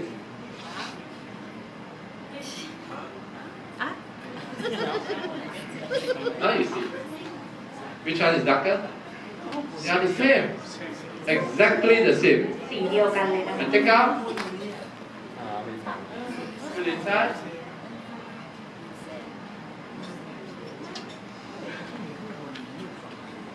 If you come to my program in 1 hour, I tell you the whole world you see is wrong. Then you start to see the real thing. Then you see what world am I seeing, right? And I'll experience that later. So this is interesting. Why we do this? We use psychology, we use neurotech science to challenge your mind. Because human has a lot of logics, preconceived logics. Children have a lot. They think the world is unfair. They think this is right. They think this is wrong. You have to challenge them. Then they open up their mind. They start to see the world. This is what we call creative learning. You need to be creative. Don't just think the world only has one way. There are many ways, right? So you have to open up your mind. So this is the way to break your logic. We call it. We break your logic. Let them come with a new, fresh mind now. Let me think now. The next time you show them, they say, let me think. Ah, very good. The moment you start to think, you're using your brain. Because other time you don't think, must be this, must be like that, right? So this is interesting. สำหรับเวิร์กช็อปนะคะในช่วงบ่ายนะคะมิสเตอร์ตังก็จะโชว์ให้เราเห็นมากกว่านี้นะคะเพราะฉะนั้นใครที่สนใจก็อยู่ร่วมเวิร์กช็อปกันนะคะ Yeah, I have many things to show you, but I won't have time to show you all today.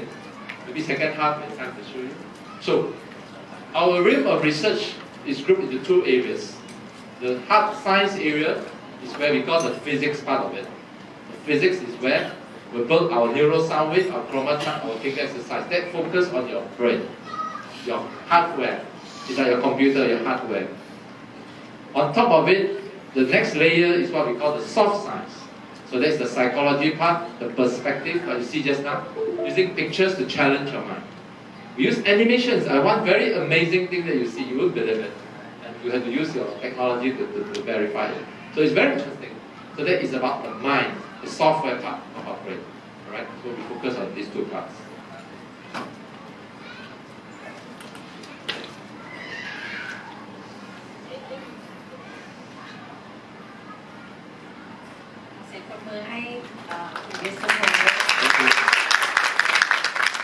แต่ว่าท่านยังจะอยู่กับเราต่อในช่วงเสวนานะคะและในโอกาสนี้นะคะขอเรียนเชิญท่านดร.วิริยาค่ะหรือชัยพานิชคณะกรรมการการปฏิรูปหลักสูตรการศึกษาขั้นพื้นฐานแห่งชาติกระทรวงศึกษาธิการและผู้เชี่ยวชาญทางด้านความคิดสร้างสรรค์เข้ามาร่วมเสวนาและตอบคำถามของผู้เข้าร่วมงานเชิญค่ะค่ะเสวนา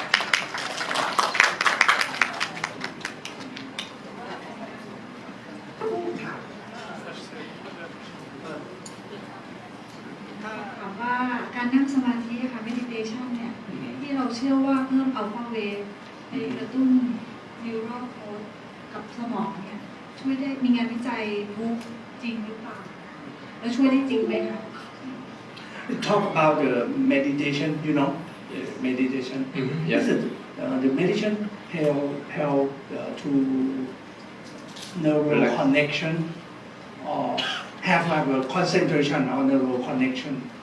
Yes. Is it Yes, help? it helps. It's the same way of NeuroCode Different. system. Different. That is Please. meditation is a method. It's a method of doing Okay. it. meditation เนี่ยมันคือ method มันคือวิธีการหรือมันคือกระบวนการนะครับ but แต่ว่า NeuroCode เนี่ยมันคือ tools. It's just a tool. So NeuroCode is a tool. อย่างนี้ครับอันนี้ can I explain for more? ผมเล่าภาษาไทยดีกว่าแล้วเดี๋ยวอาจารย์คุณวิกกี้แปลให้อาจารย์ตามฟังคืออย่างนี้ฮะถ้าเกิดว่าพูดถึง meditation นะฮะอย่างที่เรารู้จักวิธีการ meditation ที่ดังที่สุดในโลกไหมของท่านติ๊กนะท่านนะเคยใช่ไหมฮะที่เราก็จะสงบอันนั้นเนี่ยเรียกว่า process คือกระบวนการเพื่อให้สงบแต่ของท่านติ๊กก็มี tools ของท่านติ๊กคืออะไรรู้ไหมฮะกระดิ่งกิ้งไอ้นั่นแหละคือ tools ของNeuroCodeเขาเป็น tools เขาไม่ใช่ process เพราะฉะนั้น tools ของเขาเนี่ยทำให้ sound wave เข้ามาแล้วทำให้เกิดความสงบในสมองอันนี้เท่าที่ผมฟังเขานะฮะผมศึกษามาล่วงหน้านิดหน่อยแล้วก็มานั่งฟังพร้อมๆกับพวกเราอันนี้เท่าที่ผมเข้าใจ So as we see from your questions, about how the difference between meditation and the neural wave. So Dr. Viria and Mr. Gang explains that the meditation is a process, is a method, but the NeuroCode is the tools. For example, for the very famous monk Thich Nhat Hanh, he's also teach meditation, and meditation is a process, and his tool is the bells, which gets you to focus and to be calm. Let me just add one more. Methods meditation is practiced by individuals, so the result depends on individual. Here we are a scientific research. We give you a tool. A tool meaning is consistent result to everyone. It's a Panadol, helps your brain, right? When you get headache, you eat Panadol. You also can meditate when you have headache, but not everybody can do it. But a tool is a medical tool that helps everyone. So that we produce scientific result must be able to duplicate and consistent throughout. That's all. ค่ะสำหรับความแตกต่างนะคะพิสตังก็เพิ่มขึ้นว่าสำหรับการนั่งสมาธินะคะก็สามารถทำให้เกิดคลื่นความถี่อัลฟาได้เหมือนกันแต่ว่าผลที่เกิดขึ้นกับแต่ละคนจะไม่เหมือนกันซึ่งแตกต่างกับ NeuroCode ตรงนี้นะคะตรงที่เป็นวิทยาศาสตร์แล้วก็มีการทดลองนะคะ NeuroCode สามารถที่จะทำพร้อมๆกันได้หลายๆคนเพราะว่ามันเป็น tool นะครับทำเข้าไปแล้วก็เกิดการเปลี่ยนแปลงในสมองได้พร้อมกันหลายคนส่วน meditation เนี่ยมันเป็น individual คือแต่ละปัจเจกแต่ละคนซึ่งเมื่อเราใช้ process นั้นมันก็สามารถทำให้สงบได้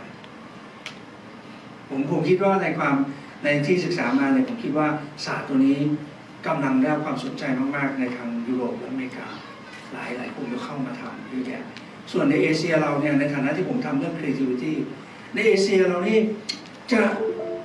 จะสนใจแล้วก็สามารถที่จะทำเรื่องของสมองนี่ได้ดีมากๆนะครับในส่วนผมเป็น researcher ทำเรื่องของ creativity based learning แล้วก็สามารถที่จะสร้างให้คือมี process ทำด้วยกระบวนการนี้ในการสอนแล้วก็ทำให้เด็กเกิดความคิดสร้างสรรค์ขึ้นได้จริงอันนี้เราก็เลยทำพอมาเจอตัวนี้ซึ่งเป็น tools เราก็แปลกใจมากนั่นแหละครับครับมีคำถามอื่นเพิ่มเติมเชิญได้นะครับAny more questions เชิญนะอยากทราบว่าทูอันเนี้ยที่ทำให้เบรนมันพัฒนาขึ้นมาได้เนี่ย NeuroCode ตัวเนี้ย result แล้วทำให้เกิดคลื่นอัลฟาเวฟใช่หรือไม่ที่ทำให้สมองมันพัฒนาหรือว่ามันคงอยู่ได้ดีได้นานขึ้น She asked about was it create the alpha wave or not the alpha We are a lot beyond alpha wave. Alpha wave is only one of the frequencies inside our research. Alpha wave helps people, but it's not sufficient. It's just the basis. We built a lot more. What is a lot more that you mean? Like the binaural codes, the wave we do entrainment. We do a lot. We are not just one frequency. Alpha wave is just a frequency range. Okay. We do waveform. The waveform, like for example, for dementia, we do cyclical waveform. We build your brain and emotions. So we do a lot more things. We do, okay, technically, alpha is a frequency. What we do is frequency, phase, amplitude, angle, the waveform, many things. So you mean that the alpha is one subset of what we do. The NeuroCode help to create synchronize or harmony or something that you show at the first stage. Right? It's at the basis, yes, at the basis of our research. ค่ะสำหรับคลื่นอัลฟานะคะก็เป็นแค่คลื่นความถี่หนึ่งนะคะซึ่งในกรณีนี้เนี่ย NeuroCode เนี่ยในการที่จะแก้ปัญหาเกี่ยวกับการนอนหลับหรือว่าความจำเสื่อมหรืออะไรก็ตามนะคะเป็นการใช้คลื่นความถี่ที่เหมาะสมที่จะช่วยให้เราพัฒนาหรือเพิ่มศักยภาพเพื่อแก้ปัญหานั้นๆค่ะซึ่งจะแตกต่างเพราะว่าอัลฟาเป็นแค่เหมือนพื้นฐานนะคะเป็นระยะเริ่มผมสงสัยว่ามันช่วยให้คอนเนคชันในสมองมันเพิ่มขึ้นได้จริงหรือเปล่าอันนี้ไม่รู้มีใครสงสัยเหมือนผมหรือเปล่าเนาะมันช่วยได้จริงหรือเปล่าแล้วมันจะพิสูจน์ได้ยังไง So he's curious about is NeuroCode really working? Can you show us some more results?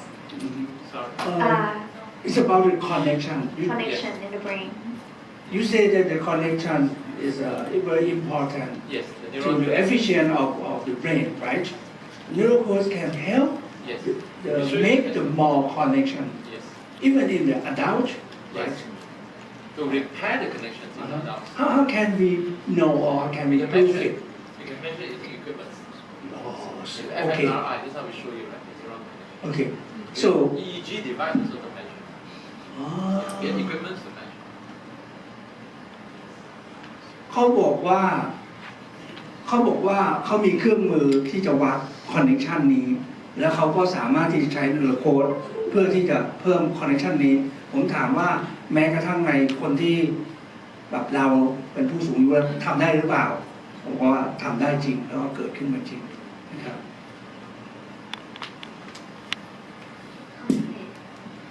Thank you for the nice presentation, Mr. Tan. I think sound wave is one of the sensory stimulation that when we stimulate the brain and have the registration and integration in the brain.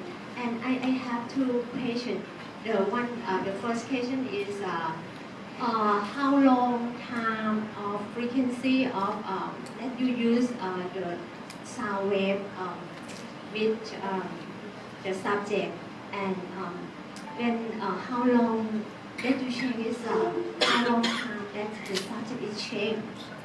And the second question is what is the effective time that you use in including in the subject such as sleep problem or have the hypertension, hyperactivity. Understand. Two questions. First question is how long it takes to be effective. This is depending on individuals. We have cases I showed you just now, like a month after the children use for a month, his neurons connection becomes improved. We do not just show you what is inside the connection, we show the actual results. A person who cannot speak properly now can talk, can read books. We do have children, in fact I have a lot of results, with academic results, exam results, they improve a lot. The specific reason is very difficult to pinpoint because the students' result depend on many factors. One of them, of course, is improvement of the brain. Sometimes it can be the family problem, also can affect the parents. So there are many reasons. But how long it takes will depend on individuals. But on average, like for example, our sleep, we have a product we call Domio that helps people to sleep the sound wave. It takes typically 2 weeks to a month to see the results. These are typical results. Yeah. Okay, thank you. And what another จะขอแปลประเดี๋ยวได้ไหมครับ ค่ะ เชิญนะ ค่ะก็คำถามนะคะก็ถามว่าใช้ระยะเวลานานแค่ไหนนะคะกว่าที่จะเห็นผลแล้วพอมีผลเนี่ยมันจะอยู่ได้นานแค่ไหนนะคะอันนี้มิสเตอร์ตัมก็บอกว่ามันขึ้นอยู่กับรายบุคคลนะคะแล้วก็มีปัจจัยหลากหลายมากทั้งในด้านครอบครัวนะคะทางกรรมพันธุ์แล้วก็หลายๆอย่างค่ะ โอเคอย่างนั้นเดี๋ยวนิดนึงนะเดี๋ยวผมถามเพิ่มเติมนิดนึงคือ you say that it's about in the effect environment something but we can show the difference from the physical test, right? So we can show the chain of connection by physical. Yes. What's inside your brain? Yeah, at that time, right? No need for the long time. We typically about 2 weeks to a month. Okay. That's typically About 2 weeks 2 weeks to a month. 2 weeks to a month 2คือพอเมื่อกี้ปั๊บบอกว่ารายบุคคลเนี่ยพอพูดถึงรายบุคคลครับผมเข้าใจว่าเขาหมายถึงผลลัพธ์สุดท้ายว่าจะเกิดการเปลี่ยนแปลงเช่นคนแบบอ่านช้าจะอ่านปกติอะไรเงี้ยคือผลลัพธ์สุดท้ายมันขึ้นอยู่กับหลากหลายแต่ที่ผมเน้นย้ำก็คือว่าผมถามว่าแล้วผลลัพธ์ในทางฟิสิกส์ทางฟิสิกส์เนี่ยคือเรื่องที่เขาพูดมาเนี่ยมันสามารถที่จะตรวจทางฟิสิกส์ได้ว่าไอ้คอนเนคชั่นเนี่ยมันเปลี่ยนได้จริงหรือเปล่าว่าทำปุ๊บมันต้องเปลี่ยนสิเนาะถ้ามันเป็นจริงเขาบอกว่าเขายืนยันว่าเป็นเช่นนั้นนะครับก็คือว่าทำปั๊บภายใน2 สัปดาห์ถึง1 เดือนไอ้คอนเนคชั่นมันเปลี่ยนได้จริงๆเชิญต่อครับ She has a second question. Yeah. Okay, I use another behavior test for changing, such as the sleep problem.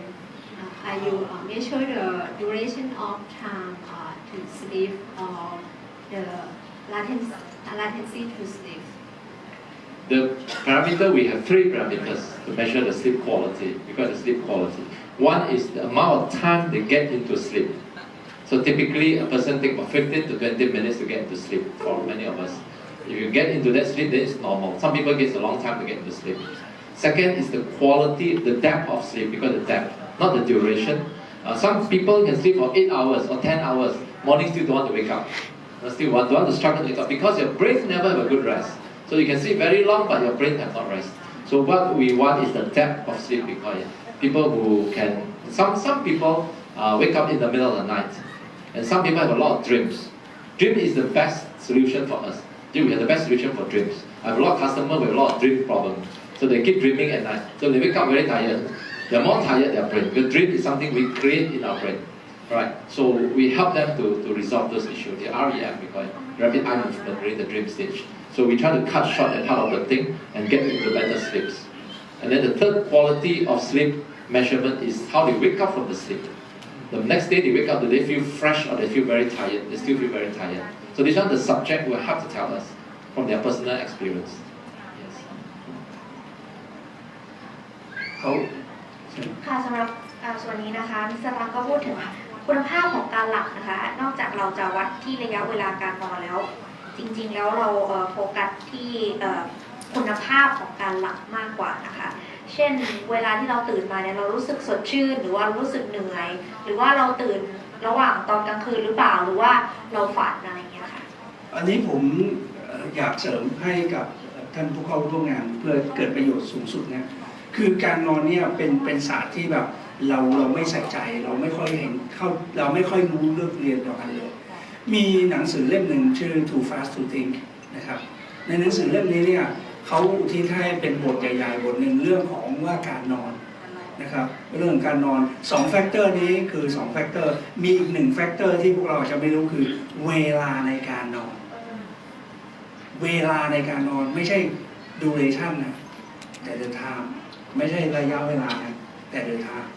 นะฮะเราไม่ควรนอนแบบ5 ทุ่มเที่ยงคืนหรือตี 1ต่อให้เรานอนไปถึง8 โมงเช้าหรือเที่ยงมันไม่ได้เกิดประโยชน์ต่อสมองเราเลยนี่ผมพูดถึงสมองนะพูดถึงสมองนะส่วนประโยชน์อย่างอื่นนี่ไม่ได้พูดร่างกายอะไรไม่ได้เกี่ยวนะวันนี้คุยเรื่องสมองถ้านอนผิดเวลานะไม่ได้ช่วยให้สมองดีขึ้นเลยนะอันนี้ก็เป็นตัวหนึ่งในหนังสือเล่มนี้พูดถึงเรื่องของการนอนหนักเลยเพราะฉะนั้นพอบอกว่าซาวเวฟจะช่วยในเรื่องของการนอนได้นี่น่าสนใจมากสำหรับตัวนี้ครับเชิญจะมีที่ช่วยแปลให้ So Dr. Ria just mentioned about sleeping that he used to translate.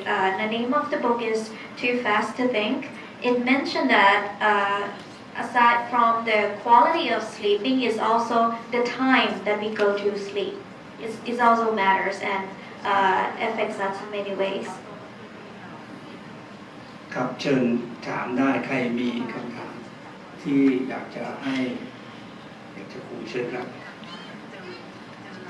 ยกมือก็ได้ครับเดี๋ยวช่วย Anyone has more questions? So I would like to inform you that more questions and anything that you're still confused or curious, you will find out in the workshop this afternoon. So you can ask more questions and also experience it by yourself. So about your research, which one or which topic that you appreciate and you think is very useful for our I think 2 parts. students? Yeah, 2 parts. For students, the field very important. One is concentration. Today, a lot of children are hyperactive. Later, I will show you in the workshop. We have very clear measurement tools. So at the So in the workshop, you can show the concentration by the sound wave. We'll show you not sound wave. we have another technology that can measure your concentration level. And if you're hyperactive, you're not, even adults, some adults cannot concentrate. They cannot see the colors. I'll show you that very exciting part of our technology.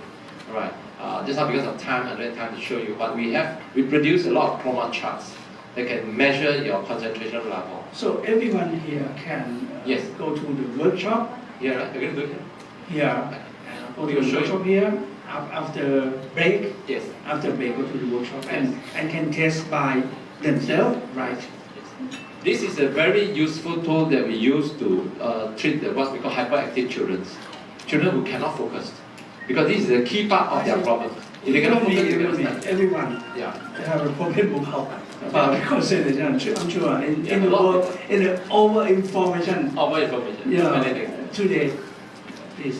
ค่ะสำหรับจุดประสงค์หลักของการทำเวิร์กช็อปนะคะก็เราจะแสดงให้เห็นว่าเราจะสามารถเพิ่มความจดจ่อกับสิ่งที่ทำเพราะบางคนก็จะรู้สึกว่าไฮเปอร์ก็คือสมองตื่นตัวอยู่ตลอดเวลานะคะเราก็จะได้เห็นผลในเวิร์กช็อปนี้หลังจากเบรกค่ะ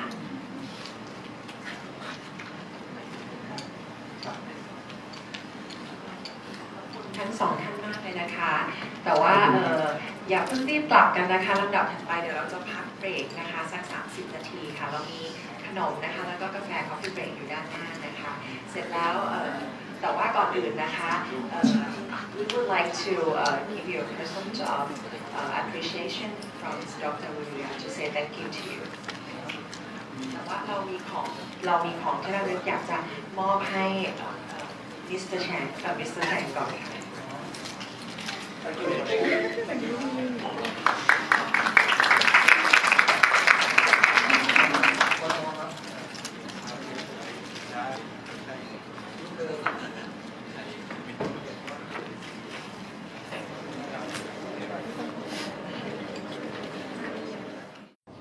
means number one, your habit, sleeping habit. If you don't sleep well, your brain has no time to recover. Our neuron connection, our body, every part of the body, it recovers itself. If you're sick today, you have flu, if you don't do anything, also you will recover. It probably take a longer time. Medicine helps you to shorten the recovery period, but your body recovers itself. So our body, every day we are going through the neuron connection recovery. If you don't have good sleep, people who have very short sleep, they tend to destroy their neuron connections. People with high stress, every day under high stress, they blame your boss. Give you a lot of stress, then your neuron connection will break more. Right? Because every stress creates, it's like a rubber band. You keep pulling, you'll break. Right? So that is the problem. Of course, we have a very specific case, right? Like serious neuron connection problems. I work with one neuron surgeon in Singapore. So this is a surgery operation doctor. So he operates on brain. So recently he has a case, a kid who went to an accident whose brain was smashed, actually quite badly damaged. So what his job as a doctor, he stitched back the brain. So he recovered most of the functions, the physical matter. But one of the things he cannot recover is the memory system. So he said no matter how, this boy now forget things very fast. Right? So the only way that means his neuron connections are broken up. So there is no chemical, no medicine that can help them. So the only way is we try Soundwave now. So it's a visual method. So he take this as a visual therapy. Like if you injured your muscle, you go back and do exercise. So the doctor will teach you how to walk. Right? People who have problems. So same method. So we're using that with doctors to try. So if we don't use the sound wave, so like to help with deep sleep, can we take the melatonin? Melatonin helps you to sleep, but it can create a lot of side effects. It can create dependency effects also. Right? Of course, it's effective. It's the one of the things that the only thing doctor can give you. Right? But I have a lot of customers who have gone through this and they cannot solve that problem. Even they take the melatonin, they cannot sleep. Right? So it depends on dependency. Your body needs the medicine to sleep. Right? But we don't want. I prefer a natural treatment method. Because our body are born with recovery systems. So how do we help this system to recover? So it's alternative treatment to medicine treatment. อย่างสมมติที่เคยทำตัว NeuroCode กับประเทศต่างๆครับถ้าเกิดจะปรับมาใช้ในประเทศไทยครับแต่ว่าปัญหาคือเด็กไทยก็ไม่ได้เขาเรียนกับการท่องจำครับแต่ NeuroCode บอกว่าให้หา creativity ออกไปอย่างเงี้ย อันนี้ที่หนึ่งนะครับก็อยากรู้ว่าต่างประเทศเขาใช้วิธีศึกษาแบบไหนกันอยู่นะครับมันถึงได้ตอบสนองกับตัว NeuroCode เนี่ยได้ดีเนี่ยนะอันที่สองคือไอ้ตัวการทำเวฟซาวน์เนี่ยครับที่บอกว่ามันจะอยู่กับเด็กหรือว่าอยู่กับคนได้นานแค่ไหนอะหมายว่าเขาจะใช้ได้ไปอีกเราต้องเข้าคอร์สทุกครั้งเดือนละครั้งหรือยังไงหรือว่าแบบว่าทำไปเรื่อยๆเรื่อยๆนะครับอันนี้ครับเป็นประมาณนี้ครับ And the second question is that how do we train the sound wave? How long do we have to take it? How often do we need to do it? Or we have to do it again and again over the time? Or how is it? First question, I think, is the Ministry of Education of Thailand's job. เรื่องของกระทรวงศึกษา I'm ธิ not การ the capacity to do it. I try, but I can't do it. Yeah. So in Singapore, we have the same problem. I mean, not just anywhere in the world. I mean, our generation, we learn to memorize things. We produce exams, and then we try to see which one come out, which one don't come out exam, and then we score the exam. Right? We do very well. We are very good at that. Singaporean students are trained to score exams, but that is not good enough. So many years ago, our MOE realized this is not a good education system because people remember and then they forget. Whatever you remember, now I think many of us, including myself, you go back and take O-level, probably will fail. Right? Even O-level you'll fail because I don't think you can remember for so long. That's how our brain system works. Human system is not forever or memory. So this is a broad system, education system, how we can improve it.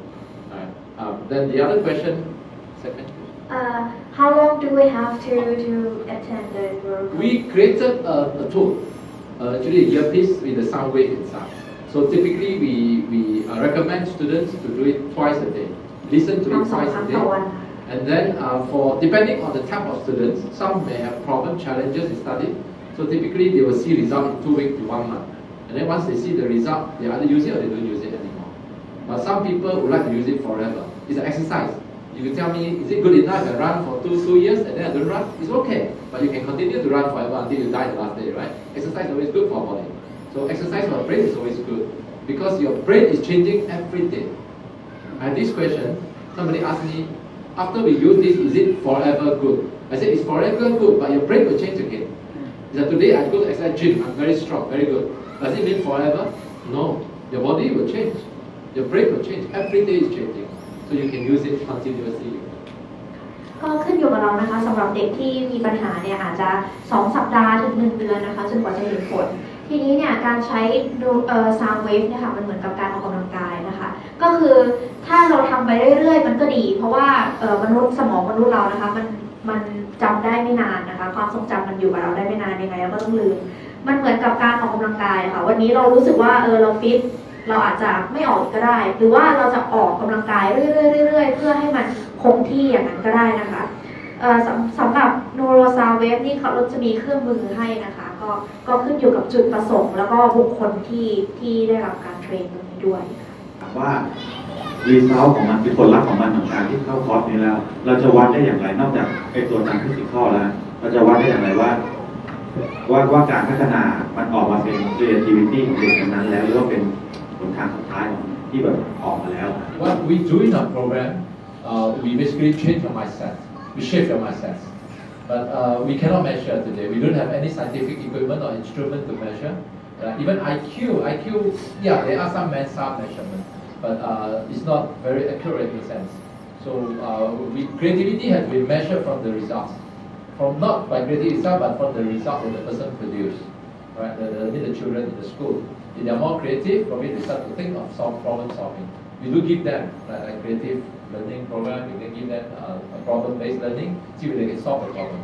Right. I tried it once many years ago.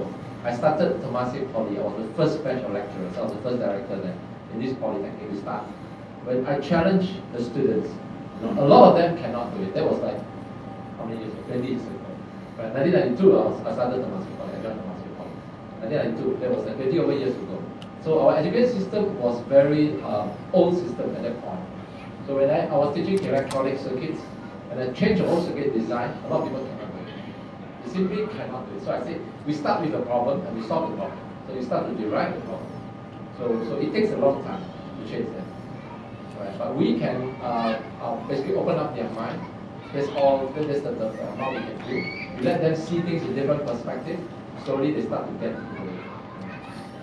ค่ะก็ส่วนใหญ่นะคะก็คือว่าจะเป็นการดูที่ความคิดนะคะเป็นเรื่องของ mindset มากกว่าปัจจุบันนี้ยังไม่มีเรื่องใดที่สามารถวัดความคิดสร้างสรรค์ได้นะคะอย่างที่มิสเตอร์ตังเคยทำมาก็คือการเรียนแบบ problem based learning ก็คือการตั้งปัญหานะคะแล้วก็ให้เด็กแก้ไขปัญหาสรุปว่าก็ยังไม่ค่อยสามารถที่จะแก้ปัญหาได้สักเท่าไหร่นะคะในเรื่องการใช้ความคิดสร้างสรรค์อย่างเช่นแค่การเปลี่ยนดีไซน์หรือว่าการสลับตำแหน่งหรืออะไรก็ตามแต่เนี่ยพอเปลี่ยนไปจากเดิมแค่นิดเดียวก็ทำไม่ได้แล้วนะคะพอผมรับรู้เรื่องนี้มาครับเนี่ยตัวผมเองทำแบบวัดความคิดสร้างสรรค์น่าจะเป็นอันแรกและอันเดียวของประเทศไทยผมวิจัยมา5 ปีแล้วไอ้แบบวัดความคิดสร้างสรรค์เนี่ยสามารถจะวัดได้นั่นหมายความว่าถ้าเกิดว่าตัวนี้เข้ามาเนี่ยก่อนหน้าที่จะไปทำการทรีตผมจะวัดความคิดสร้างสรรค์หลังจากทรีตแล้วผมจะวัดความคิดสร้างสรรค์นอกแล้วหลังจากนั้นก็จะพับลิชให้กับพวกเรารู้ตอนนี้ยังไม่ได้ทำนั่นก็คือเหตุหนึ่งที่ได้เชิญแต่ที่เพราะความคิดสร้างสรรค์มันวัดได้ครับเหมือน IQ อ่ะ IQ เราก็วัดได้ใช่ไหมแต่ว่าเราไม่สามารถจะเชื่อมันได้ 100%ความคิดสร้างสรรค์ก็วัดได้เราเชื่อมันได้ 100% หรือเปล่าแต่ว่าวัดได้แต่ตัวหนึ่งที่น่าสนใจก็คือว่าเขาวัดทางฟิสิกอลได้นะว่ามันมีการ connect the more connect ของด้วยนิวโรซึ่งอันนี้เป็นเรื่องที่สำหรับผมแล้วมันเป็นเรื่องที่น่าทึ่งนะรายละเอียดพวกนี้ก็เดี๋ยวคงจะมีในการฟิวเจอร์นะฮะในรีเซลลิ่งเนี่ยครับคิดว่าคงจะเอามาทำเรื่องนี้น่าตื่นเต้นมาก mentioned that he's been doing the research about creativity in Thailand for more than 5 years and we actually developed the tools to measure creativity. I think it's the only one and only tools in Thailand available right now. ที่ผมครีเอทเรื่องของการวัดความคิดสร้างสรรค์เนี่ยผมก็เอางานวิจัยของโปรเฟสเซอร์ตันอุ่นเซ็งซึ่งเป็น number 1ของสิงคโปร์ประเทศสิงคโปร์พัฒนาเรื่องพวกนี้ไปไกลมากๆครับไกลมากกว่าคนคิดเรื่องความคิดสร้างสรรค์ซึ่งเป็นคนอเมริกันด้วยซ้ำครับที่คุณตันเซ็งมาไทยผมก็เจอนั่นก็คือที่มาหนึ่งแล้วที่เราทำให้เราอยากจะเจอที่สุดBased on the research from creativity-based learning or CBL that Dr. Ria have been research on, the roots is actually come from problem-based learning from Dr. Tan Kun Seng. He's working for National Institute of Education in Singapore. And we found out that Singaporean people actually study more on creativity more than American people. ถือว่าเป็นนวัตกรรมใหม่นวัตกรรมพัฒนาสมองนะคะเป็น NeuroCode ใช่ไหมคะที่น่าสนใจทีเดียวนะคะถ้าผู้ใดสนใจสามารถถามเพิ่มเติมได้เราอยู่ในฟอร์มที่เราแจกไปให้นะคะมีนามบัตรด้วยนะคะเรามีตอนนี้นะคะเราเริ่มก่อตั้ง NeuroCode Thailand แล้วนะคะเพราะฉะนั้นไม่ต้องกังวลเลยนะคะว่าเราไม่มีทีมงานคนไทยอธิบายนะคะเรามีภาษาไทยทุกอย่างนะคะถ้าเกิดใครที่อยากได้ข้อมูลเพิ่มเติมก็สำหรับวันนี้นะคะหมดครบทุกเซสชันแล้วนะคะก็ขอบคุณแขกผู้มีเกียรติทุกท่านมากๆนะคะรวมถึงแขกเวทีทุกท่านด้วยค่ะที่มาร่วมงานสัมมนานี้นะคะในหัวข้อ Innovative Neurotech นะคะที่ชั้นวรัญญากิจวัฒนะค่ะเป็นตัวแทนของทีมงานทั้งหมดนะคะบอกว่าเราจะมีโอกาสได้พบกันใหม่ในครั้งหน้านะคะขอบคุณและสวัสดีค่ะดูแล้วเนี่ยโดยหลักการนะมันก็ช่วยในเรื่องของทั้งอย่างที่เป็นกิจกรรมนะคะที่แบบเป็นภาพแล้วให้เราดูอะไรอย่างเงี้ยค่ะมันก็ทำให้แบบมองว่าในหลักการของมันเนี่ยการที่เด็กดูมีสมาธิในการดูเนี่ยก็จะช่วยในเรื่องของส่งเสริมในเรื่องของ attention เรื่องของในเรื่องของการที่จะจดจำภาพในเรื่องของ working memory อะไรอย่างเงี้ยค่ะแล้วก็อย่างในเรื่องของที่เป็นซาวด์เวฟเนาะมันก็คือพวกนี้ค่ะในเรื่องของซาวด์หรือเสียงต่างๆพวกนี้มันเป็นเหมือนกับส่วนหนึ่งของ sensory integration เนาะโดยทั่วไปเนี่ยคนเราเนี่ยก็จะเรียนรู้ในเรื่องของ เรียนรู้ผ่านประสาทสัมผัสทั้ง7อยู่แล้วอย่างให้ทางตาดูหูฟังลิ้นชิมรสหรือว่าการเคลื่อนไหวการทรงตัวต่างๆพวกนี้มันเป็นเซนซอรี่ที่มันเข้ามาพอมันเข้ามาเป็นเซนซอรี่อินพุตเนาะแล้วมันก็เป็นสิ่งเราเข้ามาแล้วมันก็จะต้องไปส่งไปที่สมองเพื่อที่จะสมองก็จะแปลความอินทิเกรตต่างๆแล้วตอบสนองมาเป็นresponse ที่ถูกต้องเหมาะสมฉะนั้นเนี่ยพวกนี้มันก็เป็นเหมือนtrue เป็นเหมือนสื่อหนึ่งอย่างนี้นะคะที่จะช่วยส่งเสริมเพราะว่าพวกเซนซอรี่ต่างๆอย่างเด็กทั่วไปเวลาที่เด็กเล่นอย่างนี้ค่ะเล่นกิจกรรมบางอย่างเช่นเขาเดินทรงตัวหรือว่าการทำกิจกรรมต่างๆที่ชิมรสอะไรต่างๆพวกนี้มันก็เป็นเรื่องของการส่งเสริม sensory integration ทำให้เด็กเขาเกิดการเรียนรู้เพราะมันต้องคิดแล้วก็ตอบสนองออกมาคิดว่ามันก็ช่วยทำให้ได้เกิดการเรียนรู้นักจดจำกิจกรรมเนี่ยในเรื่องของที่มันเป็นภาพเนาะมันก็คือถ้ามองว่าในพอดีเราก็ทำงานกับเรื่องเด็กอะไรอย่างเงี้ยพวกภาพอย่างเงี้ยมันก็จะ attractive มันคือเป็นเรื่องของสายตาที่มองเห็นแล้วมันก็จะแบบตื่นเต้นแบบแล้วก็ภาพบางอย่างเนี่ยที่เราดูเนี่ยมันสามารถมันไม่ใช่ว่าภาพที่เราเห็นเนี่ยกับมันไม่ใช่แบบสิ่งที่เราเห็นทั้งหมดมันก็จะจินตนาการต่อเนี่ยฝึกในเรื่องของคิดต่อว่ามันจะเป็นยังไงฝึกการสังเกตอะไรเงี้ยค่ะก็มองว่าจะช่วยในเรื่องของ creativity อะไรเงี้ยค่ะสำหรับตัวการอบรมของ NeuroCode วันนี้ก็รู้สึกได้ว่ามันเป็นสิ่งใหม่นะฮะแล้วก็คิดว่ามันจับต้องได้ตรงที่มันเพิ่มตัวระบบสื่อประสาท Neuroscience อย่างเงี้ยครับเพราะว่าศึกษามาอยู่แล้วคราวนี้พอมีการสัมมนาที่เข้ามาเนี่ยมันก็ช่วยตอบโจทย์ให้มันมีวัตกรรมใหม่ๆเข้ามาช่วยให้เราแบบได้เข้าใจมันมากขึ้นสำหรับตัวสัมมนาครั้งนี้นี่ช่วยให้อะไรได้บ้างก็คือช่วยให้กลับไปคิดว่าสำหรับเด็กๆของประเทศไทยของบ้านเราครับควรจะต้องใช้วิธีนี้ในโรงเรียนด้วยไหมซึ่งอันนี้เป็นสิ่งที่คิดตอนระหว่างที่สัมมนาไปเรื่อยว่ามันน่าจะต้องใช้กับเด็กเราบ้างเขาเรียกว่าเหมือนกับเราได้detox หรือว่าเอาของเสียออกจากสมองออกไปอย่างเงี้ยครับซึ่งตัว NeuroCode วันนี้เนี่ยเขาก็ช่วยตอบในเรื่องของการที่ระบบประสาทช่วยให้งานสร้างสรรค์เกิดขึ้นได้อย่างไรอันนี้ผมสนใจอยู่ครับถ้าทุกโรงเรียนจัดกิจกรรมแบบนี้ก็ผมคิดว่าน่าจะช่วยให้เด็กของเรามีความสามารถมีเขาเรียกว่าสมาธิอย่างที่ตัว NeuroCode เขาต้องการสื่อสารคือเขาจะโฟกัสกับการเรียนได้ดีขึ้นผมคิดว่าน่าจะเรียนได้ดีขึ้นนะครับในตอนแรกนั้นยังไม่แน่ใจเท่าไหร่เลยครับว่า NeuroCode เนี่ยจะช่วยพัฒนาได้หรือเปล่าแต่ว่าในงานสัมมนาครั้งนี้นะครับมีเวิร์กช็อปแล้วจากการที่เราได้ลองอยู่ในนั้นจริงๆเนี่ยคิดว่าเป็นประโยชน์มากต่อนักเรียนแล้วสามารถทำได้จริงรู้สึกได้จริงครับเป็นเวิร์กช็อปทุกเวิร์กช็อปเลยครับที่เราได้อยู่ในสภาพนั้นจริงๆถ้าเหมือนเราเป็นนักเรียนที่อยู่ในนั้นจริงๆครับเราจะรู้ว่าในตรงนี้ได้ผลจริงๆพอดีพี่เองก็เป็นคนที่สนใจในเรื่องของการเรียนรู้กระบวนการเรียนรู้แล้วก็กระบวนการทางสมอง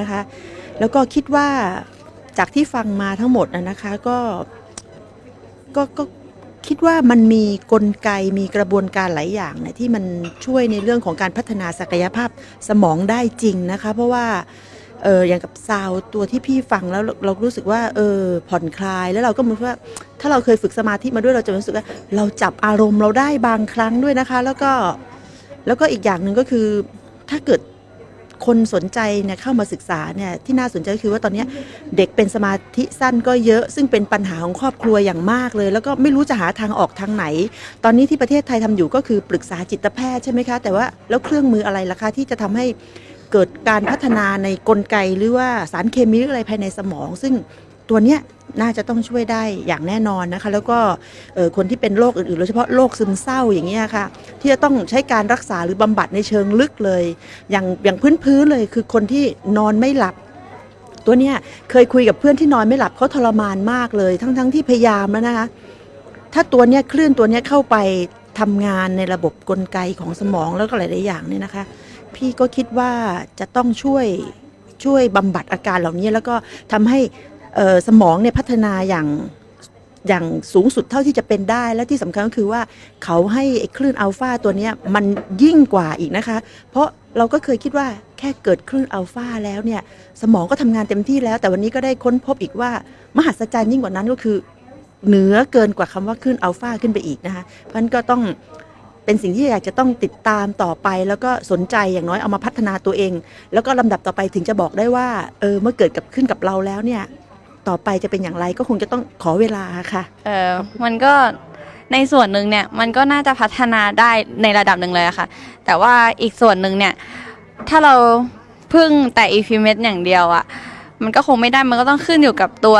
เด็กที่เราไปทำการรักษาหรือว่าไปทำการทดลองด้วยอะค่ะใช่ค่ะคือมันต้องอยู่กับเหมือนในความคิดของหนูนะคะก็คือเหมือนกับประมาณว่าเราต้องดูด้วยว่าแบบคนนั้นเนี่ยรูทีนประจำวันเนี่ยมันเป็นยังไงแล้วก็แบบเขารับได้มากน้อยแค่ไหนอะไรประมาณนั้นนะคะหนูอยากรู้ว่าเหมือนกับว่ามันจะเข้าไปกระตุ้นสมองส่วนไหนหรือว่าไปพัฒนาตรงไหนให้มันแบบทำให้เขาดีขึ้นเหมือนกับประมาณว่าการเปลี่ยนแปลงของสมองณขณะที่เราทำก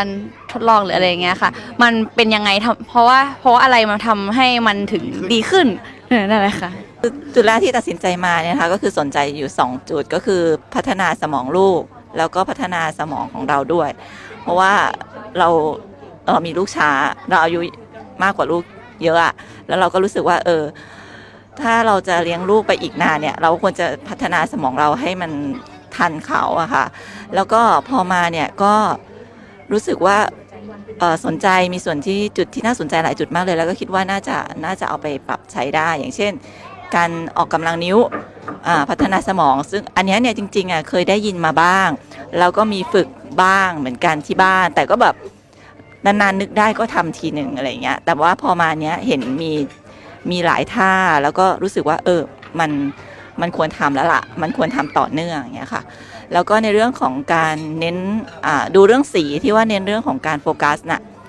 มีความรู้สึกว่าอันเนี้ยน่าสนใจจริงๆเลยแล้วก็คิดว่าอาจจะต้องไปหาความรู้เพิ่มหรืออะไรเพื่อที่จะเอามามีความเพราะว่าช่วงเนี้ยลูกกำลังโตแล้วก็รู้สึกว่าเขาไม่ค่อยโฟกัสเท่าไหร่ค่ะคือเราเติบโตมาในยุคการศึกษาที่สอนให้จำซึ่งพอเราโตมาแล้วณตอนนี้อะไรมันก็เปลี่ยนไปเนาะเราก็รู้เลยว่าการที่ถูกสอนให้จำมาเนี่ยมันไม่ช่วยอะไรละนะคะเพราะฉะนั้นเนี่ยแนวทางการสอนที่เน้นในเรื่องของความคิดสร้างสรรค์หรือพัฒนาสมองเนี่ยนะตอนนี้มันสำคัญจริงๆเราคิดว่ามันดีมากถ้าเกิดเอาไปสอนในโรงเรียนคืออันดับแรกคือต้องตอบก่อนว่าเป็นความรู้ใหม่ของตัวเองทีนี้ประเด็นคือว่าคำถามที่ว่ามันสามารถที่จะพัฒนาสมองได้ไหมคิดว่าน่าจะได้กับตัวเครื่องมือตัวนี้NeuroCode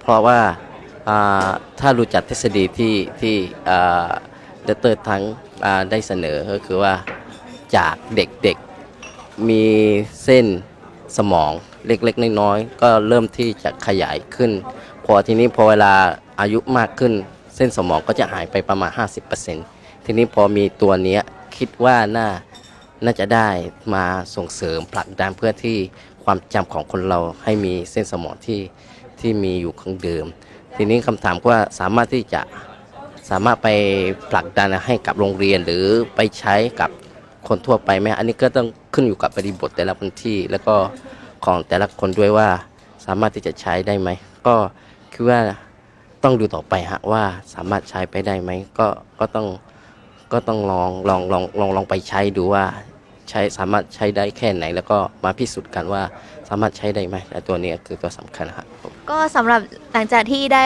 ร่วมการอบรมครั้งนี้นะคะรวมทั้งเวิร์กช็อปด้วยก็พบว่า NeuroCode เนี่ยสามารถช่วยทำให้เรารีแลกซ์ได้จริงๆนะคะคนส่วนใหญ่เนี่ยรู้สึกว่าเราจะมีความเครียดนะคะความเครียดสะสมหรือว่าความกดดันจากที่ทำงานนะคะเพียงแค่ฟังนะคะSoundwave เนี่ยขึ้นความถี่เสียงเนี่ยที่ถูกคัดเลือกโดยเฉพาะมาเพื่อช่วยให้สมองของเราเนี่ยได้ผ่อนคลายนะคะก็ช่วยให้เรารีแลกซ์ได้จริงๆนะคะสำหรับใครที่สนใจนะคะในเรื่องของคลื่นเสียงเนี่ยนะคะจะทำให้ เพิ่มความจำของเรานะคะช่วยให้เราเนี่ยมีความจำยาวนานยิ่งขึ้นสำหรับผู้สูงอายุนะคะแล้วก็เพิ่มศักยภาพในการจดจำสำหรับเด็กที่กำลังเรียนรู้ในสิ่งต่างๆค่ะมีข้อมูลที่เป็นประโยชน์มากมายเลยนะคะที่เกี่ยวกับการทำงานของสมองนะคะแล้วก็เรื่องมุมมองของเรานะคะเรื่องความคิดของเราซึ่งทุกสิ่งทุกอย่างที่แสดงออกมาเนี่ยล้วนเป็นผลมาจากสมองทั้งสิ้นนะคะซึ่งก็เป็นส่วนที่สำคัญ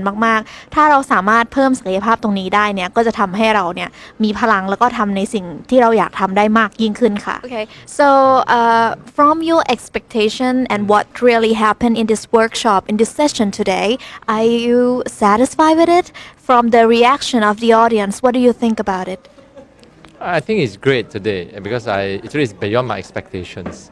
I see a lot of very good response and I see the result, in fact even the right brain that I normally don't get such response from the audience.